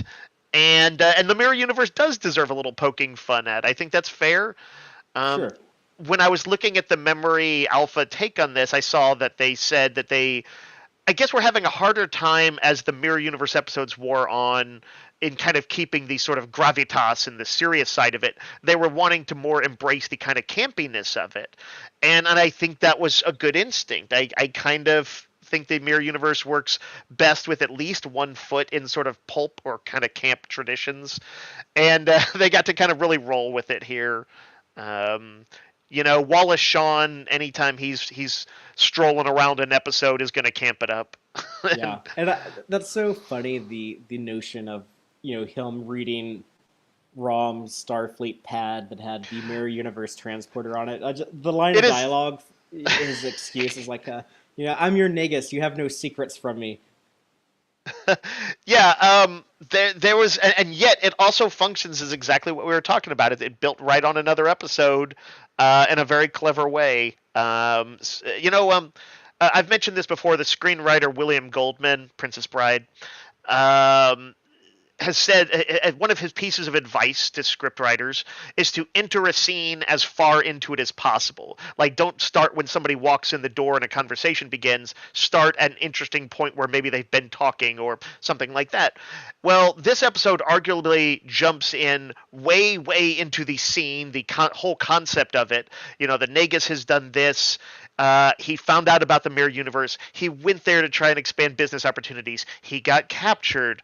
They set up this deal. They pulled in Quark and Rom, and we do not come into it until they get pulled into it. So it's just in a fairly ingenious structure. I think it's a good example of William Goldman's advice working out. And it's so funny how they do get pulled into it with Mirror Ezri, because the episode opens with Quark. Like him and Odo, they've developed enough of a openness with one another. They kind of like go to each other, talk about like their romantic issues. That's like they don't have anyone else they can open up to other than like their arch rival, who both like they both respect each other. But when he's like, look at this Dr. Bashir just undressing Ezri with his eyes, just this pervert trying to chat her up, and Odo just kind of laughing at the whole thing. But then he's basically praying for Ezri to the blessed exchequer that you bribe. Ferengi prayers cost money apparently. I love and it. and then yeah, Mirror Universe Ezri and the sexy leather outfit shows up at his door and just he thinks like she's there for fun times, and he when she's like dragging him to the bedroom, he looks at the little blessed exchequer statue, just like, thank you, and it's like, no, you idiot, you still don't get it. Right. It is not about to be the start of an S&M session. She's an actual bad person. Yes. She came to get a cloaking device, and then Hillman. We talked about this before, but yeah, Hillman Rom just having to mime carrying the cloaking device, and then General Martok Ferengi, like, you took the cloaking device off my ship. Yeah. They get to do a comedy episode there. There was like several lines, even though I know that knew we probably weren't gonna talk about this a lot. I found myself jotting down all these lines from them. When Mirror, Ezri, and Quark are talking, and he's like, "Are you suggesting we go back home? It's the smart move. Do we look smart to you?" Yes, that was a good one. Or when they're talking about the Grand Nagus, and he kind of sounds weirdly noble. He's like, "He's my Nagus. When something happens to your Nagus, you have to do something about it." And she's like, "Why?" And he's like, "I don't know." And then I think he's like, "Loyalty, maybe." I don't. They've shown his dedication to the Nagus before. Right. Even when he really doesn't want to do it, he'll still follow orders. Right. He does think of him as the head of commerce, the one guy who kind of, he's got loyalty to. But also, if you think about it, it works perfectly in Ferengi nature, because it's like the ultimate person to have who owe you a favor. Yes, would be you have a monetary incentive to suck ass to the boss. Yes. And I liked that Garrick of this universe was like feeling him like almost it was like they were trying to give him imposter syndrome compared to the Prime Universe. Yes. Garrick. I felt bad for him. I don't understand. Is this Garrick of yours a tailor or a spy? And then he got 3 different answers from yes at the same time. But it shows Rom, still being the clever mechanic, even if he's kind of dumb in other areas of life, because he pulled off the cool sabotage. They used him to install the cloaking device, and he brought down the Regent's ship by hardwiring it to the power grid would go offline when they turned on the cloak. So Smiley and the Defiant crew were able to defeat them. They got to have their big moment. Victory. At the time, we thought this might be the last Mirror Universe episode, and it was, I guess, for a few years until Star Trek Enterprise. Now I have no doubt they will ever stop making Mirror Universe episodes. So, yeah, which I don't mind them. It's okay to go back to the Mirror Universe every year or two. Yeah, I agree. I think it's a fun thing, and I suspect that they'll find new ways to continue to do stuff with it. Deep Space Nine was kind of clever, and they always had some new angle on it, like, what's it like to find the alternate version of a lost loved one, like with Sisko's wife. That's the angle there. What's it like when some Ferengi bumble into it? It's like they tried out their own share of different approaches to it. Yeah, they mention Bareil, but we don't see him, so I don't know what the intendant did to him, but I assume he's no longer among the living. I hope that he got away. I hope he escaped. Well, he deserves it. He deserves it somewhere. The ending with Mirror Universe Lita and Ezri. I don't know. What do you think of that? What I was thinking is that the '90s were quite the time for sapphic titillation for the male gaze. I can't say it didn't work on me. It was like, it's such a '90s thing, but it was kind of cute in their sort of tawdry, sexy way. I thought it was fun. It's unfortunate that they would only show things like same-sex kisses if there was like some weird underlying circumstance, like in the big famous one with Jadzia and her past spouse, they were like, oh, they were married in, past lives, so it's not that gay, right? And then here it's like, Right. oh, well, they're these mirror universe deviants, so that's You know, okay, right? But you know what it compares directly to? Captain Kirk being forced to kiss Uhura. yeah, yeah. Another groundbreaker, but like, I guess it shows you how different eras will kind of cautiously roll out progressive stuff under, like, it's like both like sort of a slightly titillating taboo to kind of do, but also you still sort of need to walk this line because you know your audience might freak out too much, which is too bad that that's the case. I think they seem increasingly bolder about it in our present day, but Hmm. yeah, it's interesting. Yeah, taking Um, those baby steps. It's like, yeah, I guess it's like kind of brave, but it's also like kind of cowardly at the same time. absolutely. It's we have to acknowledge the truth of our excellent overall excellent franchises past. Well, but like you, I also found it enjoyable to watch just for sheer entertainment value. Um, Yeah, I like them having kind of a bit of a big win with their final mirror universe, and that it was like funny and like it wasn't like some wartime win, massive wartime win, although that kind of occurred. But like largely it was still about Quark and those guys flailing about just trying to keep their head above water. I don't know a ton about Star Trek Online because I don't play a ton of it. I really like what I've played though, and would play more if I had the time. But I know at some point in there I've kind of gotten into the part of the story where they sequelize this mirror universe stuff, where I think Lita is actually like a big leader in the new Terran Empire they establish after this. The sad thing about defeating the Alliance, and according to Star Trek Online, is that, oh, now the Terrans, now that they're free of the Alliance, they reform the Terran Empire, and Right. so now they're causing problems. But I like the idea of Lita playing a role like that, a bigger yeah, role. That's and that's super fun. I guess now, like the new campaign that they're doing for Stowe, they have Will Wheaton voicing a Mirror Universe Wesley Crusher, who is Uh, the Emperor of the Terran Empire. that's fun. That's fun. Let's move on to Silence of the Lambs DS9 style. It's going to be Season 7, Episode 13, another Ezri Dax centric one. This is Filled of Fire, written by Robert Hewitt Wolf, directed by Tony Dow. After several crew members are murdered, Ezri summons the memories and personality of Joran Dax to help her find the murderer. So this was the secret Dax host, the one that went crazy and killed people right before Curzon got the symbiont.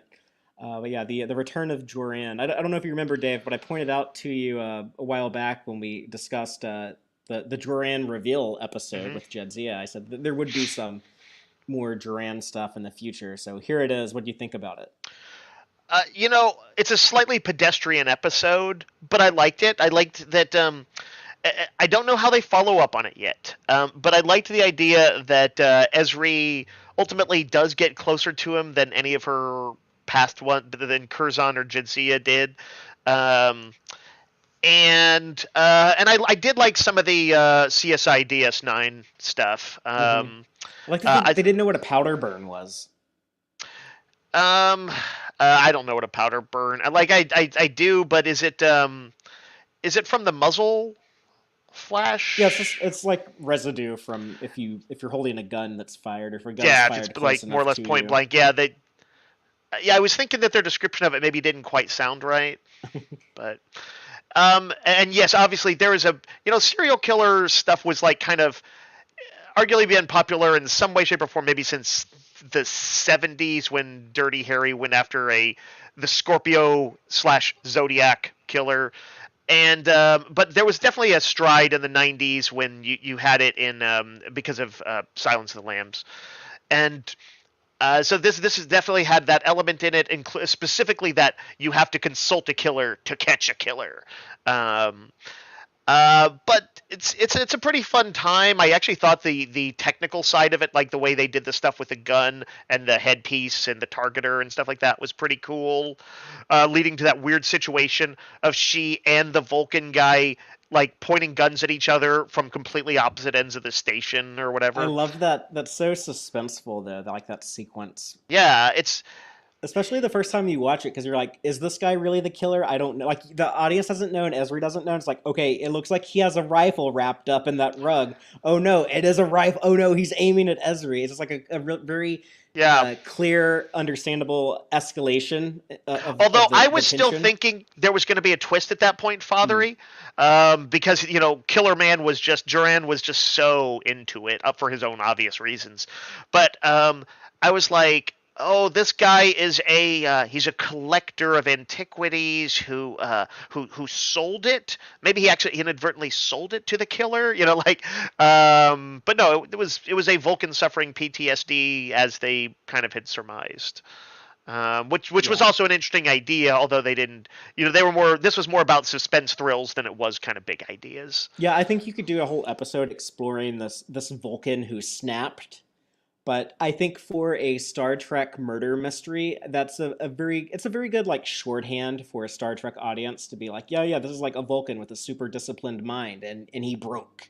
And it's like, oh, that's an interesting killer. And we don't really need to see the exploration of that to enjoy the murder mystery. And I think they play fair with the clues. They show you that everyone he kills, they point out that the picture, which doesn't seem to stand out at first. It's just like, oh yeah, that guy had a family, or that guy had a spouse, and it's just like a picture of them. But then at the end, when they're like, oh, it's just they're going after whoever is smiling, and I uh, was definitely noticing the photos that they all had photos, but mhm. I thought that was a decent idea. A little bit of a shorthand for what probably would have been a bit more complex had it been a 2-hour movie, but it was good. My mind is currently blown by Joel in our audience, who pointed out that Andrew Robinson played Scorpio in Dirty Harry. Um, I did a Oh quick yeah, I did a quick double check on Google just to make sure, and I'm like, yep, that's him. I never knew it, or rather, I've seen Dirty Harry about a zillion times since I was a kid. I would not have known who Garrick was until the last few years, though. That's wild. That's what a cool connection. yeah, that's cool. I'd forgotten about that. Great catch. Great catch. Um, Um, the victims that he kills, starting off with the pilot Illyrio, who they yeah, spend so much time like celebrating him at the very beginning, so I guess to make us try to get us to care about him when he died. But did that kind of telegraph it to you? We're like, oh, this guy I've never seen before, and everyone's like, not at I love all. this dude.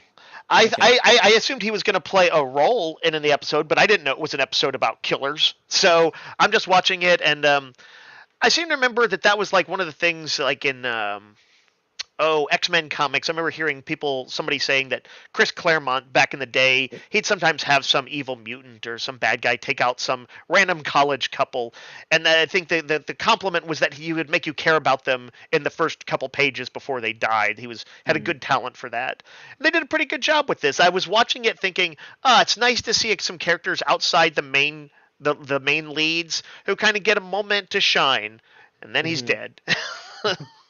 And I think I think everyone would kind of relate to like the guilt. Like, what if you were just hanging out with someone and then like they died right after that? With Julian and Miles being like, yeah, we should have let him come on the holodeck and play at the Alamo with us. Or, when he's getting flirty with Ezri and she shuts him down. And she's like, if I had been hanging out with him, maybe he'd still be alive. But then someone points out to her, maybe you would be dead, alongside him. Right. He I was a says like little the Winston Churchill line, the when he says you're very beautiful and she says you're very drunk, and he says, what is it? That may be true, but in the morning I'll be sober and you'll still be beautiful. right. They mentioned that on Memory Alpha somewhere, although it was a different quote. I don't think it was Winston Churchill, but it was more of like, it wasn't Dorothy Parker, but was like more of it was a bit more scathing in its Mm. original form, I think because but it's one of yeah, the I think ones that's often people often like say Churchill said it, but he didn't actually, because the one there's a lot that of Churchill I quotes saw like them that. quoting actually said something like "You'll still be ugly." So that Yeah. was like I said, it was a scathing remark. Um, I was worried, by the way, in that scene that they were gonna like have this guy come onto her too hard, like be creepy, trying to force himself. So I'm glad that he. although arguably already somewhat overstepping his bounds. He took a shot, and she wasn't interested, though. And broadly, he then pulled back, and it seemed like he was a decent fellow. Too bad he got offed. What do you think of the gun, the TR was it TR 116 with the chemical propelled bullet that is Well, beamed with the transporter? I was watching it on my phone, so I don't have strong sense of the visuals of the gun. It looked pretty cool. Just like the Um, concept of it, though. yeah, I thought that was a cool idea. I feel like slug Yeah. throwers, as they sometimes call guns that use like combustion and stuff like that, or gunpowder, um, would still be around. Like lots of cultures would have them, and so it wouldn't be one of these things where it's like, oh, nobody uses that anymore. That I'm sure just if you just don't have the tech level for phasers, you're going to use something like that. But perfectly fine for Star Trek to say that phasers, by and large, have replaced them, at least in their circles.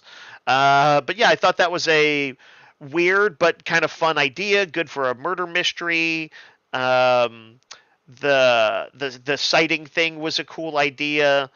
Yeah, I liked all of that stuff. Yeah, I like the idea of beaming a bullet like that. That always seemed kind of terrifying to me. It's like, oh yeah, the level of technology that they just kind of casually use in Star Trek. If you tried to aim it at nefarious purposes, you could come up with some like really scary stuff, like this gun, and you basically scanning a station or a ship, or I guess any environment you could do this on. But yeah, you could like look into anyone's room and then put a bullet wherever you wanted it. And yeah, that's Yeah, terrifying to think about. it sort of takes what was kind of abstract in the original Mirror Mirror episode with his Oh, the killing Tantalus device, field, yeah. the Tantalus field, and makes it into something that's a little bit more tangibly real to us because we Mm. at least have a pretty strong awareness of sniper attacks and stuff like that.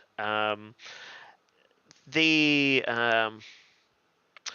I did kind of wish the episode had confronted a little bit more the morality of her investigation, which included, yes, consulting a serial killer, which nobody else I think knew about. I don't think she told anybody, did she? Right, yeah, she keeps it secret. And I guess it's because And like her guilt that it might have yeah. motivated her to. But she also was using that thing to like look in people's quarters while they were just going about their business. I was like, that's also not very cool.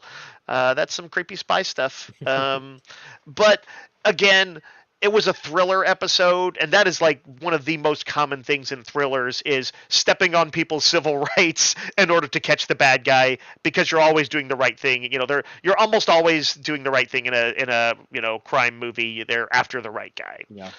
And I guess we So can forgive Ezri because she was under the influence of Joran.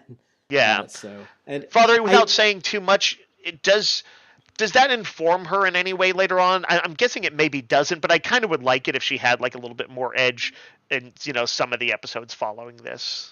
no, they never really get into it again. But it just the ending of the episode, it does have some weight that like this is going to cost you. You'll always be struggling with my presence in your psyche going forward. Yeah. And it's funny because she seems so, where Jadzia was kind of exuberant and outgoing, but also Hmm. mature, and Esri seems just more youthful. She visually looks younger, and she's unsure of herself. This seems like the kind of thing that would be real dangerous for her. Like Yeah, Jadzia would actually probably be better at having kept this guy exactly. closer. That's why this Um, episode works better with Esri because yeah, you do kind of like buy into the danger. yep. We after 6 years, we'd seen Jadzia do so much, accomplish so much, be faced with so many dangers and stuff. So but here, Esri, it's like, oh yeah, she might be biting off more than she can chew. If the series had had more time, or if they were to come back, it'd be something too fun to pick up on a little bit. You know that scene where she's just walking around the promenade at night and bumps into Worf, and Hmm. he's kind of like embarrassed. He was like keeping an eye on her, but it's like you Right. shouldn't be walking around alone at night. There's a killer loose.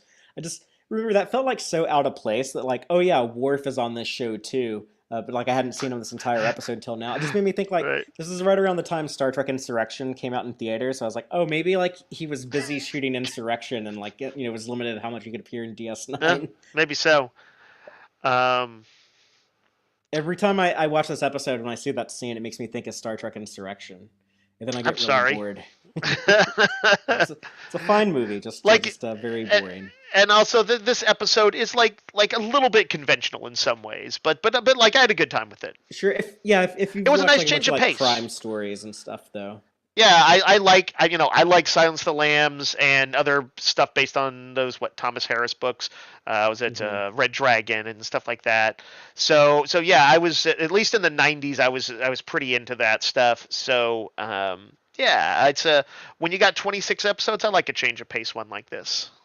And I think the execution of everything is so cool. Like I love the way that like they show off how the gun works and all of that stuff. Shooting the watermelon, like Oh O'Brien yeah, figuring it out and stuff like that. And yeah. then That's such a crime movie kind of thing. the way that they show it in action with like the little tracking ball that you use to maneuver around, and it's presented so well that it Even the seems way very realistic. even the way she manipulated the sort of dial, which Hmm. will remind, I think, people who remember iPods from the early 2000s, the way you would use your thumb to circle an iPod thing, that looked like how she was doing the thing that dialed in and out of the zoom on it and like moved it around. I was like, oh, that's pretty prescient, and like I'm sure that was just like a block of metal on the thing, but the sound effects, the way they did it, and the way they just greens shot in with like a green filter or whatever, it felt pretty real. Like that was it was convincing, and I know that's the goal of any special effect is just to convince you. All right, Father A, do we want to jump to Chimera? Did we lose you? Did we lose me? Um, I'm not seeing movement on your part, Fathery. Can people still hear me? Anybody out in the audience, just let me know if you can hear me. Hope I didn't disconnect somehow.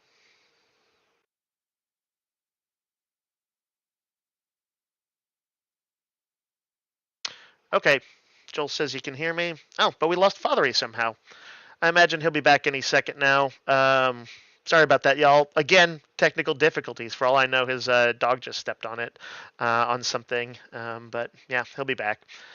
Um, I'm gonna go ahead and get us rolling on the next episode, and hopefully Father will be back in to join me in a minute.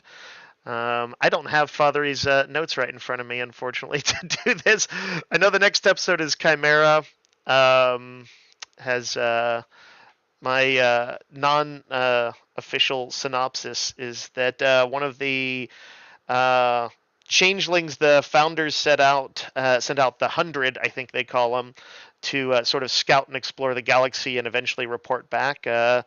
Odo encounters him and it causes him to weigh his role among the monoforms of the station and consider whether they really like him or just like the way he reflects reflects themselves. I think Father might be coming back. It looks like. Um, yeah, Fathery. Okay, I've returned. Sorry about All right, that. cool. No sweat. I got it started on Chimera and just did a quick overview of like the plot of Chimera. If you want to say who the writers and stuff on it are, though, that'd be cool. Sure.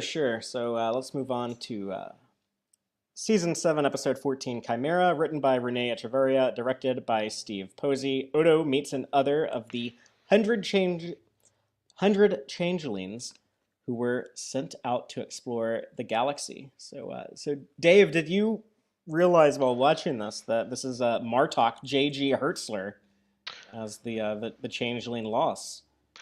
No. I'm an idiot.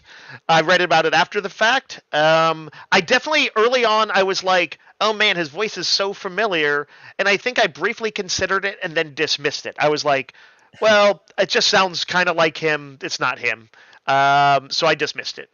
He is every bit as much of a chameleon actor that just disappears into the character in this episode as Jeffrey Combs is with Wayoon and Brunt. Yeah, it's such a completely different character, of course, from Martok.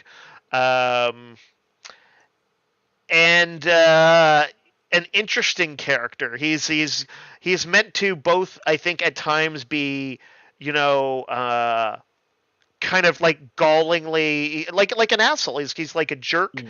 sort of self-centered, but meant to have points. He's and to call Odo's attention to real hypocrisies on the station. Um, he kind of struck me as like, you know, because I think I thought about this because Odo melded with him, and because we had previously associated or not meld. What do they call it? Link. He He linked linked with them. he linked with him, and because with the female changeling that had a sexual connotation, and I was like, oh, so does this have a homosexual connotation, at least on some abstract level, Yeah, I don't think um it's that abstract. It's well, yeah, but at the same time we weren't meant to. They never particularly called, made Odo didn't discuss it in the way that he discussed it with the female changeling. It was more of a bonding exercise and not a pleasure exercise, maybe. I don't know. But he did. I've always read this as being, pretty sexual, the way that the Well, other I did notice he changeling. did sort of do the throw your head back a little bit in ecstasy when it happens. But just like the Um, whole thing of like, maybe maybe, we're at war with your people. Maybe now's not a good time for a changeling pride parade on the promenade. And that when I heard that, yeah. then it like went back in recursive loop or whatever, and I was like, okay, yes, that is clearly the part of it. But I was like, okay, but he would be, if this were analogous to it, and I'm not saying that they were trying to do some one-to-one analogy, he would be a person who maybe calls straight people breeders. He's not Instead a of fan. monoforms. Yeah, instead of monoforms, he's and there's a little bit of Malcolm X's White Devils in Mm. that too. Um, and again, he's not without some rationale for it. He's lived a life. He's lived a long life. He's sort of like, oh, Odo, you're the one being naive. I'm like, yeah, I tried a relationship. Humans are always assholes, though. They're just they like how you defer to them, reflect their sort of what do you call it, bipedal, like, visual structure and all that. You Hmm. couldn't just be yourself around them. You couldn't shape change. And he's like, oh, he's actually right about that. But he's also an asshole. Yeah. Which, I kind of like having that, bit of nuance in the character. Um, I would be curious, to talk to queer people about how they feel about this episode, because I really haven't heard it explored too much, just in conversations online or anything. Yeah. I found it unexpected, and I can't say that I have, a deep dive opinion on that side of it, that aspect of it, but it's for sure was a provocative one, and I think yeah, I think it's good to hear some outside our own voices, Fathery. And I have heard, from people who do, say like they've dated people that are both genders, and like you do get like these weird conversations, or maybe not even weird, but you get like these conversations about like, but like I wouldn't be able to have kids with them, and like, or Right. maybe I should be jealous of like this other gender because maybe they're more into that than they're into what I am, and stuff like that. So, with Kira willing to give up Odo, which is it's sad, but it speaks to like she really does like love this guy because she wanted what would be best Yeah. for him, not what would be best for her. Which is it's sad to think about because she's so used to like losing everything good in her life, just years and years of tragedy, that it's like she was like prepared to accept. I guess I got to let him go. I mean, I'll pray to the prophets to keep him safe, but I'll do it if Yeah. that's what he needs. Yeah, that was kind of a heartbreaker that does end up with a uh, coming back to a very sweet scene at the ending of it. Hmm. Yeah, and it's But important that he chooses Kira at the end, and it's kind of an important moment in their relationship and in the show. yeah, I had never. It was kind of like the problem didn't seem to exist before, but what's his name? Laz? Is that how you Hmm. say it? he was obviously kind of poking at Odo's insecurities, not willing to give Kira much of a chance at all. Yeah. But he also did bring up that the notion, he's like, oh yeah, he's kind of like, the way he described it, her inability to link um, with him made it sound like they would be like essentially sexually incompatible. Like that would be were it just among humans, that's maybe how that would be what it'd be analogous to. Something, yeah, that or something that you can't do that you would be maybe expected to do. Um that yeah, I thought that was an interesting idea. I was like, oh, was that wasn't even a problem before, or was it a problem that just had not occurred to him yet? And if they hadn't been as heavy-handed as they were with some of the, Pride Parade uh, yeah, talk. the analogy stuff, like, Hmm. the middle school Fatheree watching this for the first time in 1998, or I think we're in 1999 now, in Hmm. 1999. It would have gone over my head just because it wasn't something that we were used to seeing on television back then. So, or at least I wasn't. So it did kind of need that for it to get the message across, I think. But I love that conversation between Quark and Odo, and the I'm not saying this is a perfect episode. I think there's some stuff in it that probably doesn't hold up, but I think the real forward thinking thing that they put in here is when Quark is explaining, like our ancestors evolved not to like things that were different or unusual. They had to learn to Mm. jump back when they saw a snake coiled up in the muck, and you changelings are too much for our poor old genes to handle. And then I love that they added the line in there of like Odo like pushing back, like like, so what, y'all can just never accept us, just your DNA won't allow you to accept us. And then and Quark having to explain, like, no, I'm not saying that it's justified. I'm just giving you the explanation of why it's like that. And I did like that because he does have a point, and It I felt get like where a he's pretty coming from. real conversation. Yeah. Um, I disagree with him that, like, yeah, maybe y'all shouldn't be like advertising your shape shiftiness. It's like, no, like the problem is with, like, the bigoted people on the station, or right. in Well, society, or the it brings up Klingons that or question, is whoever. like, that every civil rights leader had to address, which is, oh, Hmm. when is the right time? When is the right time to ask for freedom? Oh, not in the middle of a war. Oh, not when people are, stressed about anything. Yes. Oh, Yeah. maybe never. Maybe don't bring it up.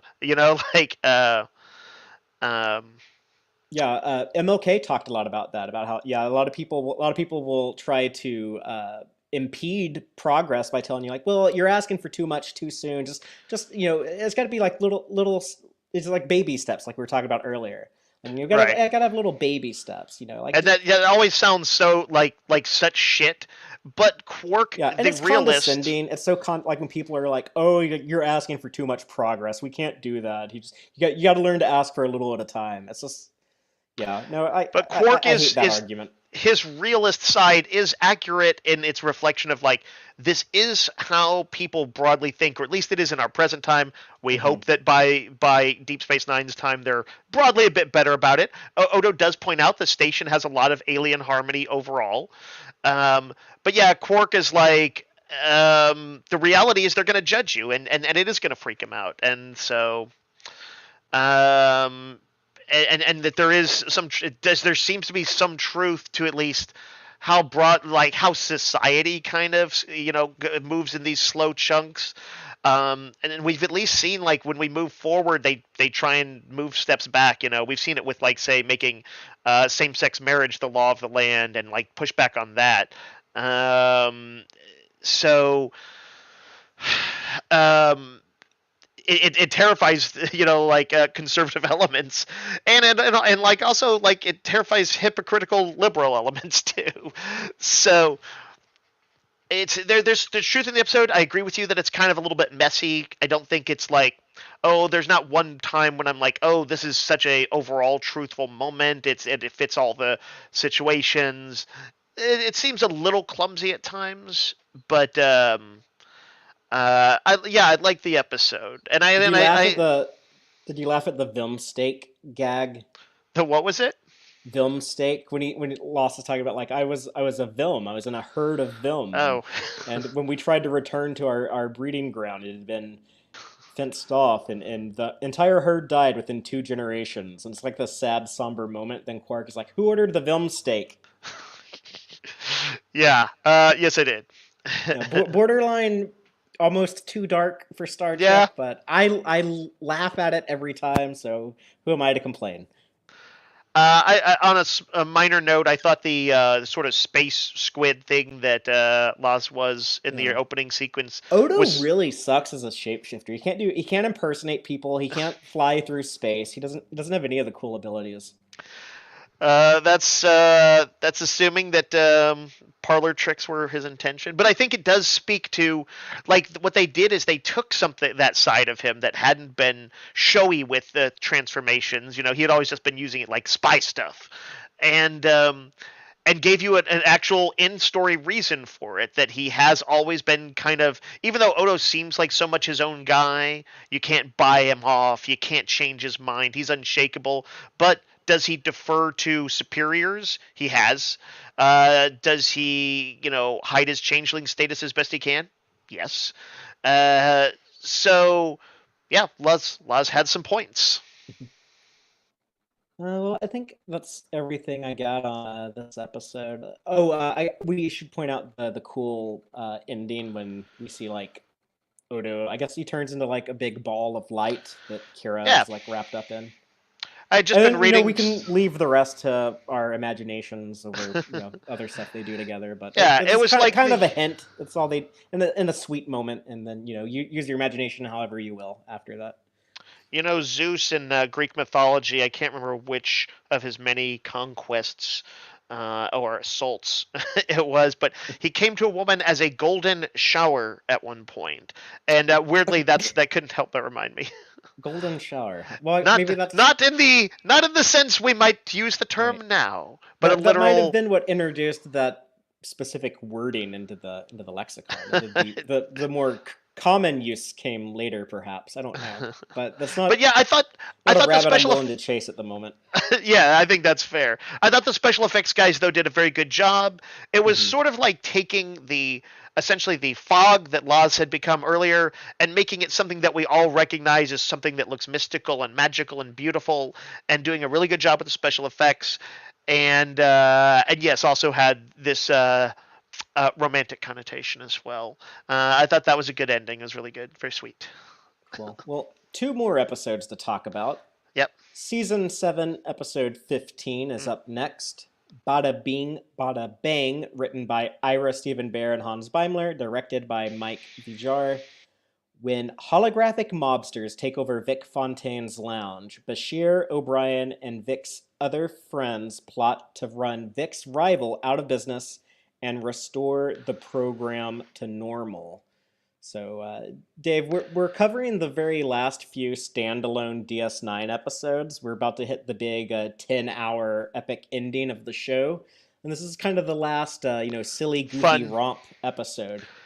Well, it's quite the romp in the sense of like the stakes are they mean something to us because we've come to know Vic, but they're very low stakes in the sense that oh no, it's a hologram program, and I thought that they sort of we would find out a specific reason why Cisco seem to have avoided the Vic Fontaine program up until now. But on a more general level, when he's kind of like, "Hey, when are you guys going to get back to work?" Like it almost had that vibe of like we know this is all a little bit silly, and in wartime, yeah, somebody like Cisco in particular is not going to maybe have a lot of patience for it. Um, but that said, this is Star Trek, and one of the things Star Trek does is they these sort of lighter episodes, a Yeah. cozy episode if you want to call it. And it's And I not exactly, low stakes because the audience by this point in the show should care about Vic Fontaine. And if you don't, you should absolutely. care that all these characters you do care about do care. Yep. And that's sort of what dragged Cisco into it. He Hmm. had, I thought, kind of a neat point to make. And it's kind of how we like lens our fiction in a way. You're like, do you want escapism or do you want reality? Well, how Yeah. Do about you want the truth? right? And how about how about an imagined version that reflects what we wish would the the best of us, which is kind of what Star Trek is. Like, maybe it's too Pollyanna at times, but we as an audience have broadly embraced it for giving us something to aspire to. And in that sense, the whole premise is serious because it's trying to validate that. On the other, and then on another level, it's a super cool Ocean's 11 riff. Yeah, and I've never there's probably like 5 Ocean 11 movies, and if you count like Something the like original that. Rat Pack one, and then I think George Clooney did 3, and then they did like a spin-off with like a all female cast or Yep. something like that. I've never seen any of them, but I've seen this episode, so everything I know about Ocean's 11 I know from this episode of Star Trek. You know, I never I have seen the first George Clooney one, and I have seen Ocean's 8, which was the all female one. Both were fun, but I would say I liked this episode more than both of those. Well, of Uh, course, this episode has, Ferengi and holograms in it. and it has the equivalent of the either you want to like the Reservoir Dogs walk at the beginning of that, or the sort of '60s hipster version of the right stuff Hmm. walk, which you have the screen grab up there, everybody in their suits and dresses and stuff like that, ready to roll up on and pull a heist, a caper. It's one of the funnest things you can possibly do. Everybody becomes cool when you pull a caper. And I love the joke during that moment when Quark is talking to Morn, like, "Yep, something's definitely going on at Vic's."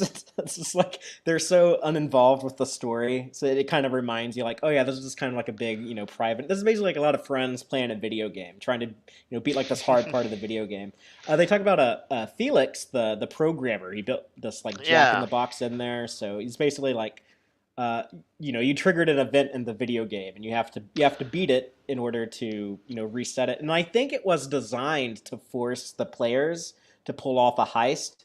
Just the way yeah. that like everything returned to normal. It's like, oh, Felix wanted them to do that. So you, Dave, as a man who runs role playing games, I thought you'd probably be like, oh yeah, like I see what Felix was trying to do there. Yeah, right. Sometimes you gotta slightly railroad the players into getting to do some of the Mhm. funnest stuff because But they you want figured to. it out. They figured out what to do, and they did a cool job of it. And, Yeah, I think having seen a few of these movies, and I'm sure you've seen heist stuff in Mission Impossible or something like that. That part of the fun is the planning phase. There's usually a getting dressed up phase, which is kind of like it. That's just like the glam fun of it. But that is part of it. And then there's the execution phase, and things have to go wrong in mhm. spots throughout the execution. So you can see how your team will wrestle with it, how they're gonna connive their way out of it or not. And it's I feel like they came through on all the parts. Watching them plan it and showing you the walkthrough as it would be if they did it perfectly, just as like a quick montage was very fun. Seeing everybody get dressed up is fun, and honestly, Avery Brooks has never looked cooler as when he like walked in his super super cool suit, and he's like ready to join the team. Yeah, he and had then the big heroic moment. and then it's kind of legit tense as they try and pull it off, and they have to go so far past what seems like their deadline that I was like getting a little bit like nail biting nervous watching it. They succeeded in that part Yeah. too. And it's another good escalation of stakes, when things do start going wrong, and then they have to like think quick on their feet. When Ezri is like, "Oh, you're not the guy who always drinks this cocktail." And the guy's like, "Yeah, I don't want that martini." And so she had to be like, "I've been on my feet all day. Do you mind if I drink it?" And he's just like, "Ah, that's the saddest story I ever heard." And then he took it from her. So like she Yeah, used his own dickishness against him. yeah. She reverse psychologied him. Yeah. Is Yeah. Oh, that's a great point, Dave, because she is like the therapist. She's sure, the psychiatrist. She would she know got to the use it. psychological Yeah, she needs. got to use it on a jerk. Yeah. For one, she wasn't trying to heal this time. Was Who was the guy who was the programmer? Felix, and he must Felix. really like the 1960s because I think he also made the James Bond program. Oh, interesting. that guy needs like his story told at some point. Well, I know that's yeah. maybe a little too Tales of Mos Eisley Cantina, but That seems like a thing they would do on lower decks. They would have Mariner be like, yeah. "I just got this new holodeck program from this guy Felix. He's a good programmer." Uh, He must have like thrown in those wrinkles at the end. He'd be like, yeah, they can plan it, but it's gonna go wrong, and they're gonna have to work on the fly. He made a tough yeah, boss it's level like for them. designed for like whenever they're actually pulling the heist, then like the big boss Zemo, the big scary bad guy, old man is gonna show up. I guess he was actually been in some mob movies from what I skimmed about it. Yeah, Like he seems like a guy who'd like actually been in the mob or something. He seems like a yeah. scary old bastard. Oh, I the was worried yeah. about Who was the him. guy? Is it Cheech? Yeah, The here's the muscle, the goon. Yeah, that guy's been like. I feel like he's been in everything. I've definitely seen him in things, including Goodfellas. Um, he's actually kind of genuinely intimidating. I feel like this guy like is kind of like a real wise guy. Yeah. Yeah, very believable. Like when he gets mad at like the waiter that brought him the Philly cheese. I didn't know that I guess Vic Fontaine is from Philly because like these mobsters that know him, like one of them's asking for like a Philly cheesesteak. So I guess they're all That's from right. Philadelphia. Um, Out in the audience, Boatrek says it's one of those DS9 episodes I think non-Star Trek fans would enjoy. I That's think a that's good true. point. Yeah, yeah. Just like It's a good example of the just like Voyage flexibility. Home.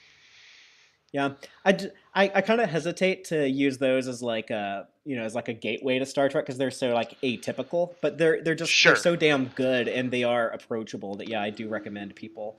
And Jill 47 of the audience is pointing out that Jimmy Darren is from Philly himself, so that would make sense why they made Vic Fontaine from there.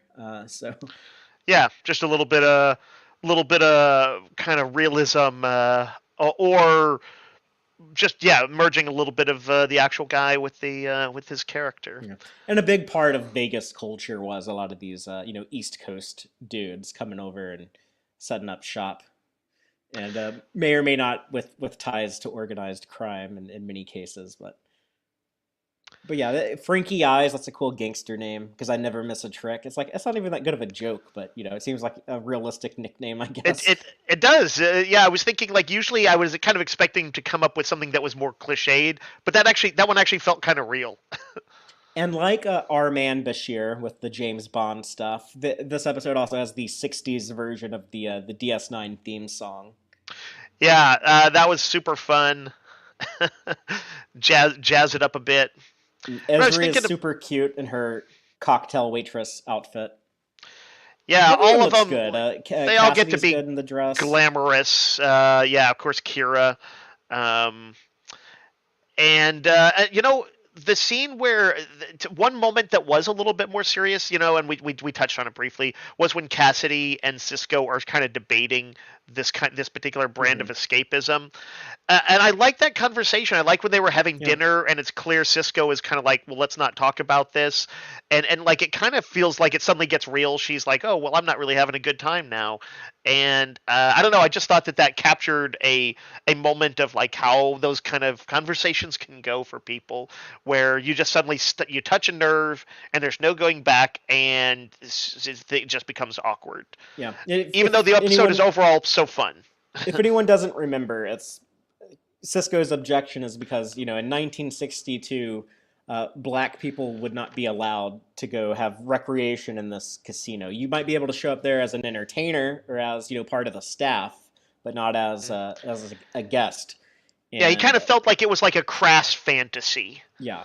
And there's something that Avery Brooks had actually brought up in real life, so they incorporated it into Oh, the show. I half wondered about that. I didn't know about that. But I thought it was. I mean, he makes a reasonable point, and Hmm. then Cassidy makes a reasonable point, and you know, And they end up yeah, I where think they end up. the message of the episode is that like it's okay to have the fun and games in your fiction like that as long as you remember the real history. And he was, Joel in the audience points out Benny Russell couldn't go. Yeah, yeah, Um, he wouldn't have been allowed in. and that's this fits so perfectly, like Avery Brooks's own concerns merging with the episode. because they had done the episode with Benny Russell, and that Yeah, we know this is on Sisko's mind. yeah. It makes sense it He would had be a just raw lived as spot. yeah, he just lived as a 20th century black man and did not have a good time. So Yeah. So yeah, nice. A little bit of serious underpinnings to an episode that's otherwise really a straight up win. Like what do you call it? What's the bad guy's name? Zemo or Frankie Eyes? Frankie Eyes, yeah. He gets the walk of shame at the Oh end, yeah, and the heroes get to kind of all give him the like stare him down yeah. throughout, That along the cool long bar. shot. Yeah, Yeah, it's just like a big win for the players. it's almost kind of Um, like that movie The Grifters, because like they don't. He doesn't know that they're actually the ones that like mm, one upped them. So right, it's like right. it's kind They're of like their own all private victory that they yeah. The enjoy. only person he knows is uh, what do you call it, Vic, Yeah. and loosely Kira's character, the character she was portraying. hmm and speaking of like the big victorious moment at the end, just how awesome is it when Vic Fontaine and Cisco have that duet? The best is yet to Uh, come. yeah, I love that. It's the kind of thing that like if it were the final episode that would, and I know that would be like not the tone of DS9, it just wouldn't quite fit. But if literally that was the last scene in like a series, that could work as a series finale. It's one of those things that had that feel of that kind of what a great, all the characters are there, they all look like $1,000,000 because they're all dressed up, and having the best of times, and the captain is super smooth and all that. Yeah, it's a great time. Well, I guess it's time to close it out with a less fun, but I think still good episode. The long Latin one, Season 7, Episode 16, Enter Arma Enim Silent Leges, or in English, In Times of War, the Law Falls Silent. This episode was written by Ronald D. Moore, directed by David Livingston. Attending a conference on Romulus, Dr. Bashir becomes embroiled in an elaborate scheme devised by Section 31 as a way to ensure the Romulans remain on the side of the Federation in the Dominion War. So, Dave, this is I guess, the second Section 31 episode. What did you think of Yes. it? The I feel like I liked the previous one better. That there was something about this one that like I liked the episode, but I think maybe because Bashir always felt like he was one step behind. Um, that like I didn't like it quite as much. Um, although it did do a pretty good job of showing the sort of complicated politics that can go on when you're dealing with superpowers. You know. hmm One of the, I guess, advantages of season 7 is that they had brought in a bunch of new stuff to the show, like, having Ezri around. It could be hard to come up with like new original stuff as late into your show as season 7. So, but by having Ezri around, it's like, oh, we can just do Ezri Dax centric episodes. That gives us, something fresh to do. And then having the Romulans be a bigger part, you could do something that's very, Romulan centric. Hmm. And then they also invented, Section 31 a year earlier, so they were able to tie that in as well and kind of do something a little outside the mold compared to earlier episodes, and get off the station and allow Bashir to take the spotlight. I also, just from a production aspect, I love that they used an Intrepid class starship and got to use the Voyager sets. Yeah, I was actually when I was watching this, I was thinking, wait, had Voyager debuted? And of course it had, right? Yeah, so this would have been I was like, it was this wasn't the first season time we saw an 5. Intrepid. Yeah, see, they would have been on Voyager season 5 at this point. Oh wow. Okay, so moving right along. Yeah, that ship looks really good. Just cool one to drop in the mix. And I did like seeing, of course, Sloan again. hmm I think he's a good character. Um, This must uh, be weird, you watching this. You've seen Discovery, you've seen the other shows. Like, Section 31 is like a thing that is, it's real. It wasn't just like Sloan all along. But when I was watching this, that was already like a fan theory that had popped up on the internet. Is what if Section 31 wasn't a It's real just him. thing? Yeah, what if it was just him? And then this episode is like that's exactly what it is. Except no, it's not. That's a lie too. If it was just him, he was one guy who could seriously pull some strings, because he does seem to like oftentimes be able to get places and He can just beam into Julian's quarters at any yeah, time. beam into Julian's Apparently, quarters and stuff and disappear and stuff, and he has incredible assets and stuff. Yeah, I was like, obviously I knew there was going to be some twists and turns. And it was just a question of, is it going to be the admiral or is it going to be the senator? yeah, Krivak, who they recast, they or Kreetak, I think. But she's a different actor than who played her at the beginning of the Oh, season. that's interesting. I did kind of wonder because I remember her. She was the one who had the face off with Kira, right? Mm-hmm. And she kind of went from being like play acting as like a I'm not like other Romulans to I'm like other Romulans, only more hardcore in Mm-hmm. that episode. And then in this she seemed a more chill, and it's not like, and like it kind of works because I feel like they had already presented her as a person who puts on sort of different masks, She's and that's very believable as both a friend or enemy. right. It's Which is very kind of like Romulan. Ross's thing. He's when Bashir is like, "How could you allow her to be thrown under the bus?" And Ross is like, "She is a patriot of Romulus. She will always be loyal to the Romulan Star Empire first, above all else. If it suited her, she would turn against the Federation." Hmm. Uh, they also recast the uh, the Praetor Narel, or however you say his name. He had shown Yeah. up. He wasn't Praetor yet. He was proconsul in the Next Generation when Spock was undercover on Romulus in Unification Parts 1 and 2. Um, Okay. so he's, I guess, worked his way up to Praetor. Yeah, Uh, yeah. That's a the, nice the little continuity.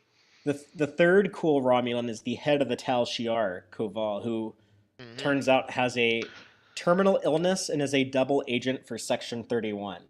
So it's like, man, like those guys, they really have their you know tentacles secretly entrenched in everything. If they're now controlling the Tal Shiar.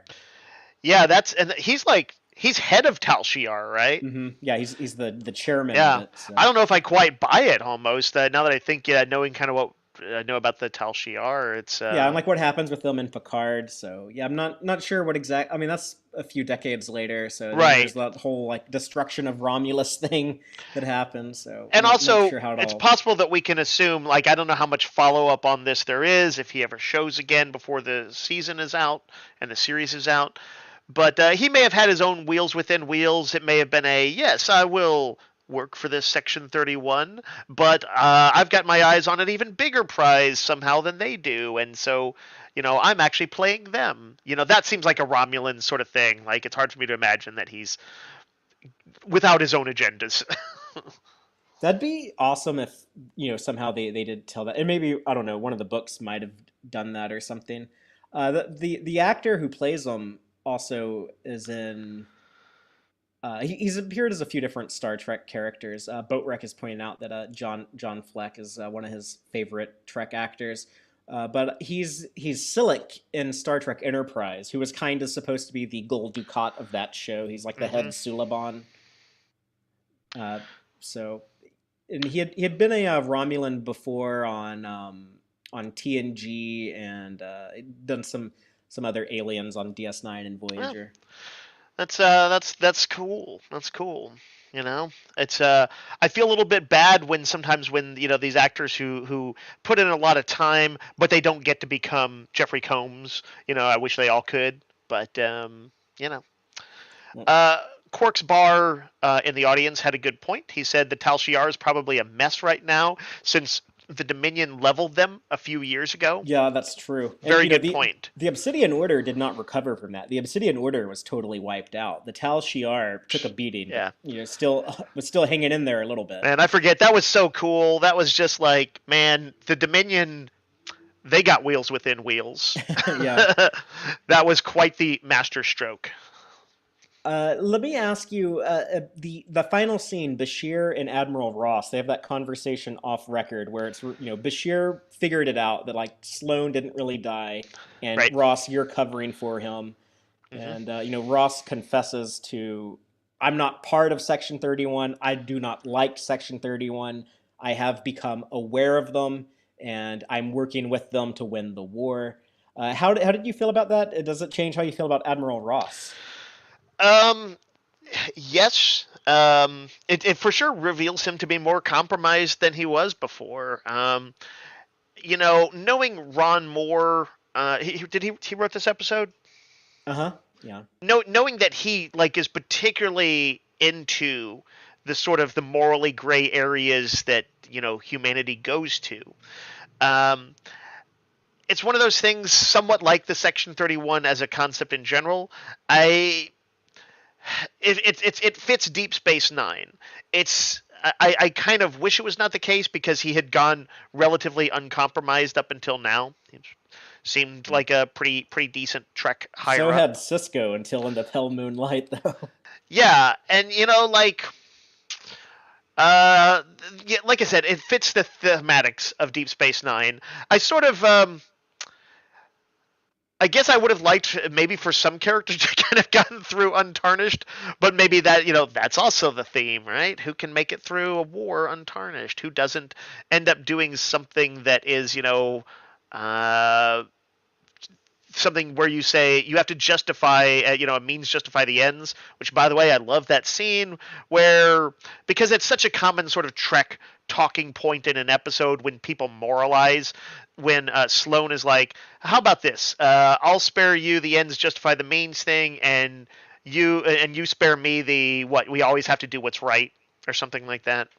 I thought that was a Hmm. great exchange. He was just so aware of almost the tropes of it all. So yeah, I was lightly disappointed, I suppose.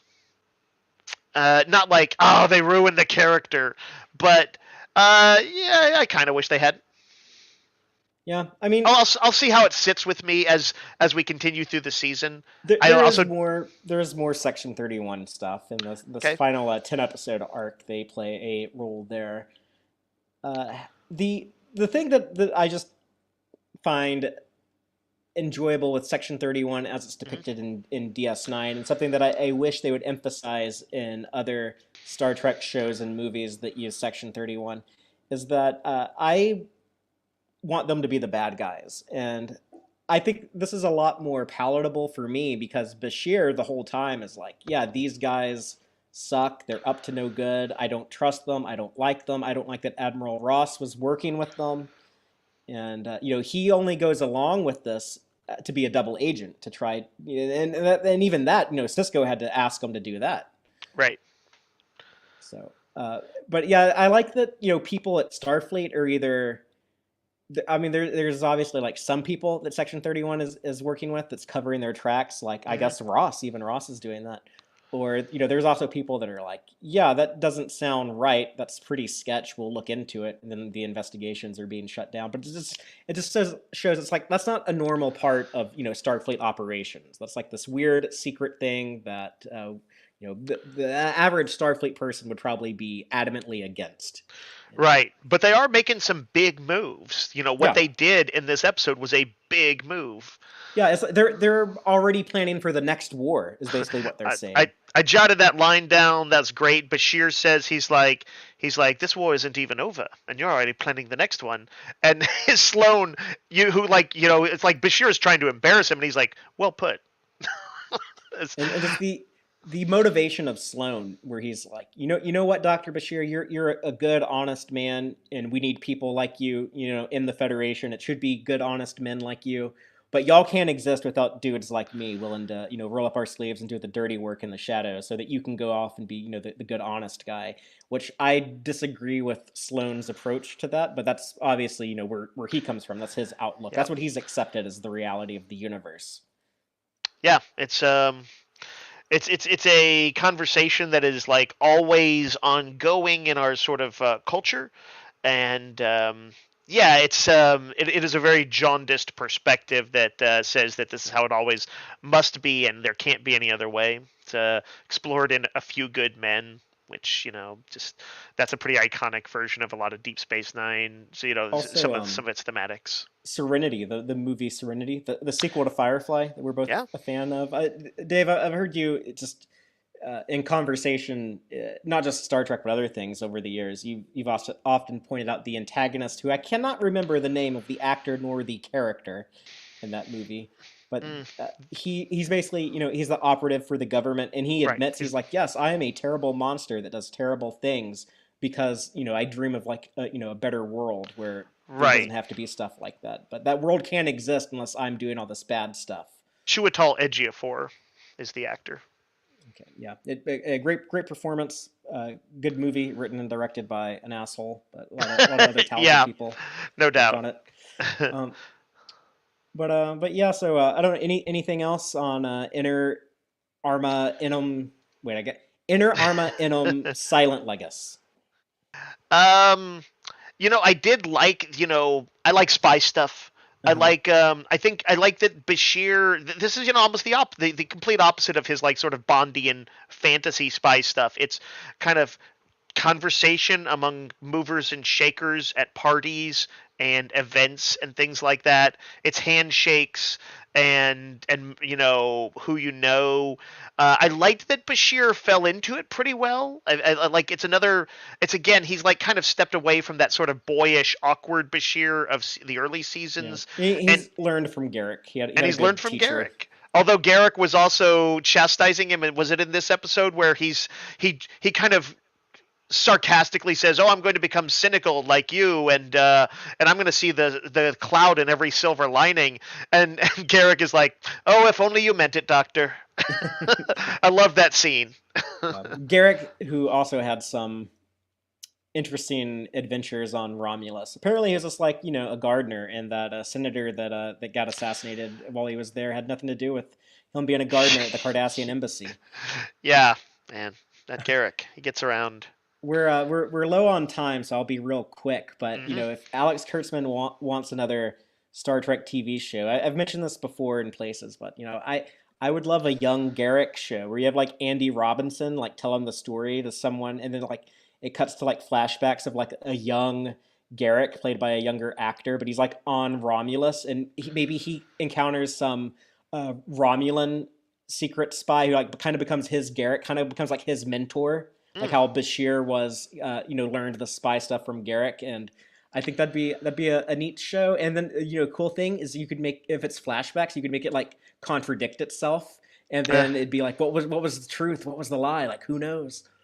Yeah, that would be great. And we know he moved through different strata of society. Like he could be interacting with probably with the anything the Obsidian Order might have with the Federation. Yeah. Who There was was his that border war with the Federation that Yeah. that O'Brien fought in. You could like, what if like the Romulans had a hand in that secretly, and And we'd see just more with fun stuff. what Anabrantane? Is that who that Yeah, was? yeah, you could have Yeah. like a Nobrantane, giving them orders and stuff. I would be about this. You Let's know, please go let's ahead and make talk, that happen. Alex. If you're ready for that next show, Please we, call we got to us. replace Picard with something. Speaking of which, in 2 weeks we will be doing weekly Picard coverage. Very exciting. It's Uh, wild. but before we get there, next week we gotta end DS9. Man, all good things. All good things. It's been a long road. What else? What else can we bring up? Uh, What's the actual what's the name of the documentary? what Those We we Left left Behind, or What We Left behind. Behind. Yeah, Yeah. but the series finale is what you leave behind. Interesting. Okay. So we have 10 episodes to go through next week. It's the big epic 10-hour ending, maybe 9 depending on how you count what you leave behind. I count it as 2. Not just the But end of a show, but the end of a project that we've been plugging away at for many years here yeah, at yeah, at we Tex-Trek. we covered season 1 as part of the celebration for the 25th anniversary of DS9. We've Hmm. now celebrated the 30th anniversary of DS9. Amos is very excited He's about very that. excited. 30th. That's Yeah. amazing. He hadn't realized. Yeah, so I'm gonna leave that one in there for the podcast. I didn't really try to Yeah. like cut out the dog barking, but yeah, I'm on the mobile emitter doing the best I can. The dog's excited. I'm excited. Dave is excited. The epic 10-hour ending, everything from season 7, episode 17, Penumbra, all the way through that series finale, What You Leave Behind, will be covered next week, and then we'll be done with And DS9. as Jill points out in the audience, now once that's done, y'all can finally talk about the show without hiding details from me. And I would like to, like Fatheree, you've been great about it over the years, and I'd like to thank the audience for that too, because I know it's tough, especially in a show that has such great reveals. And I was really able to hit pretty much all of them, either going in completely blind or knowing something but not knowing the context. So good job, everybody. Good job. Well, I hope everyone makes it back for that final DS9 talk. And Amos sounds like he'll be there. But until then, as always, live long and prosper, y'all. Listen to the Tex-Trek podcast through Apple Podcasts, Google Podcasts, Spotify, or at tex-trek.com. Like us on Facebook at facebook.com/tex-trek. And follow Fatheree on Twitter at TXTrek. Please support us by liking our videos and subscribing to our channel on YouTube. Thank you and take care.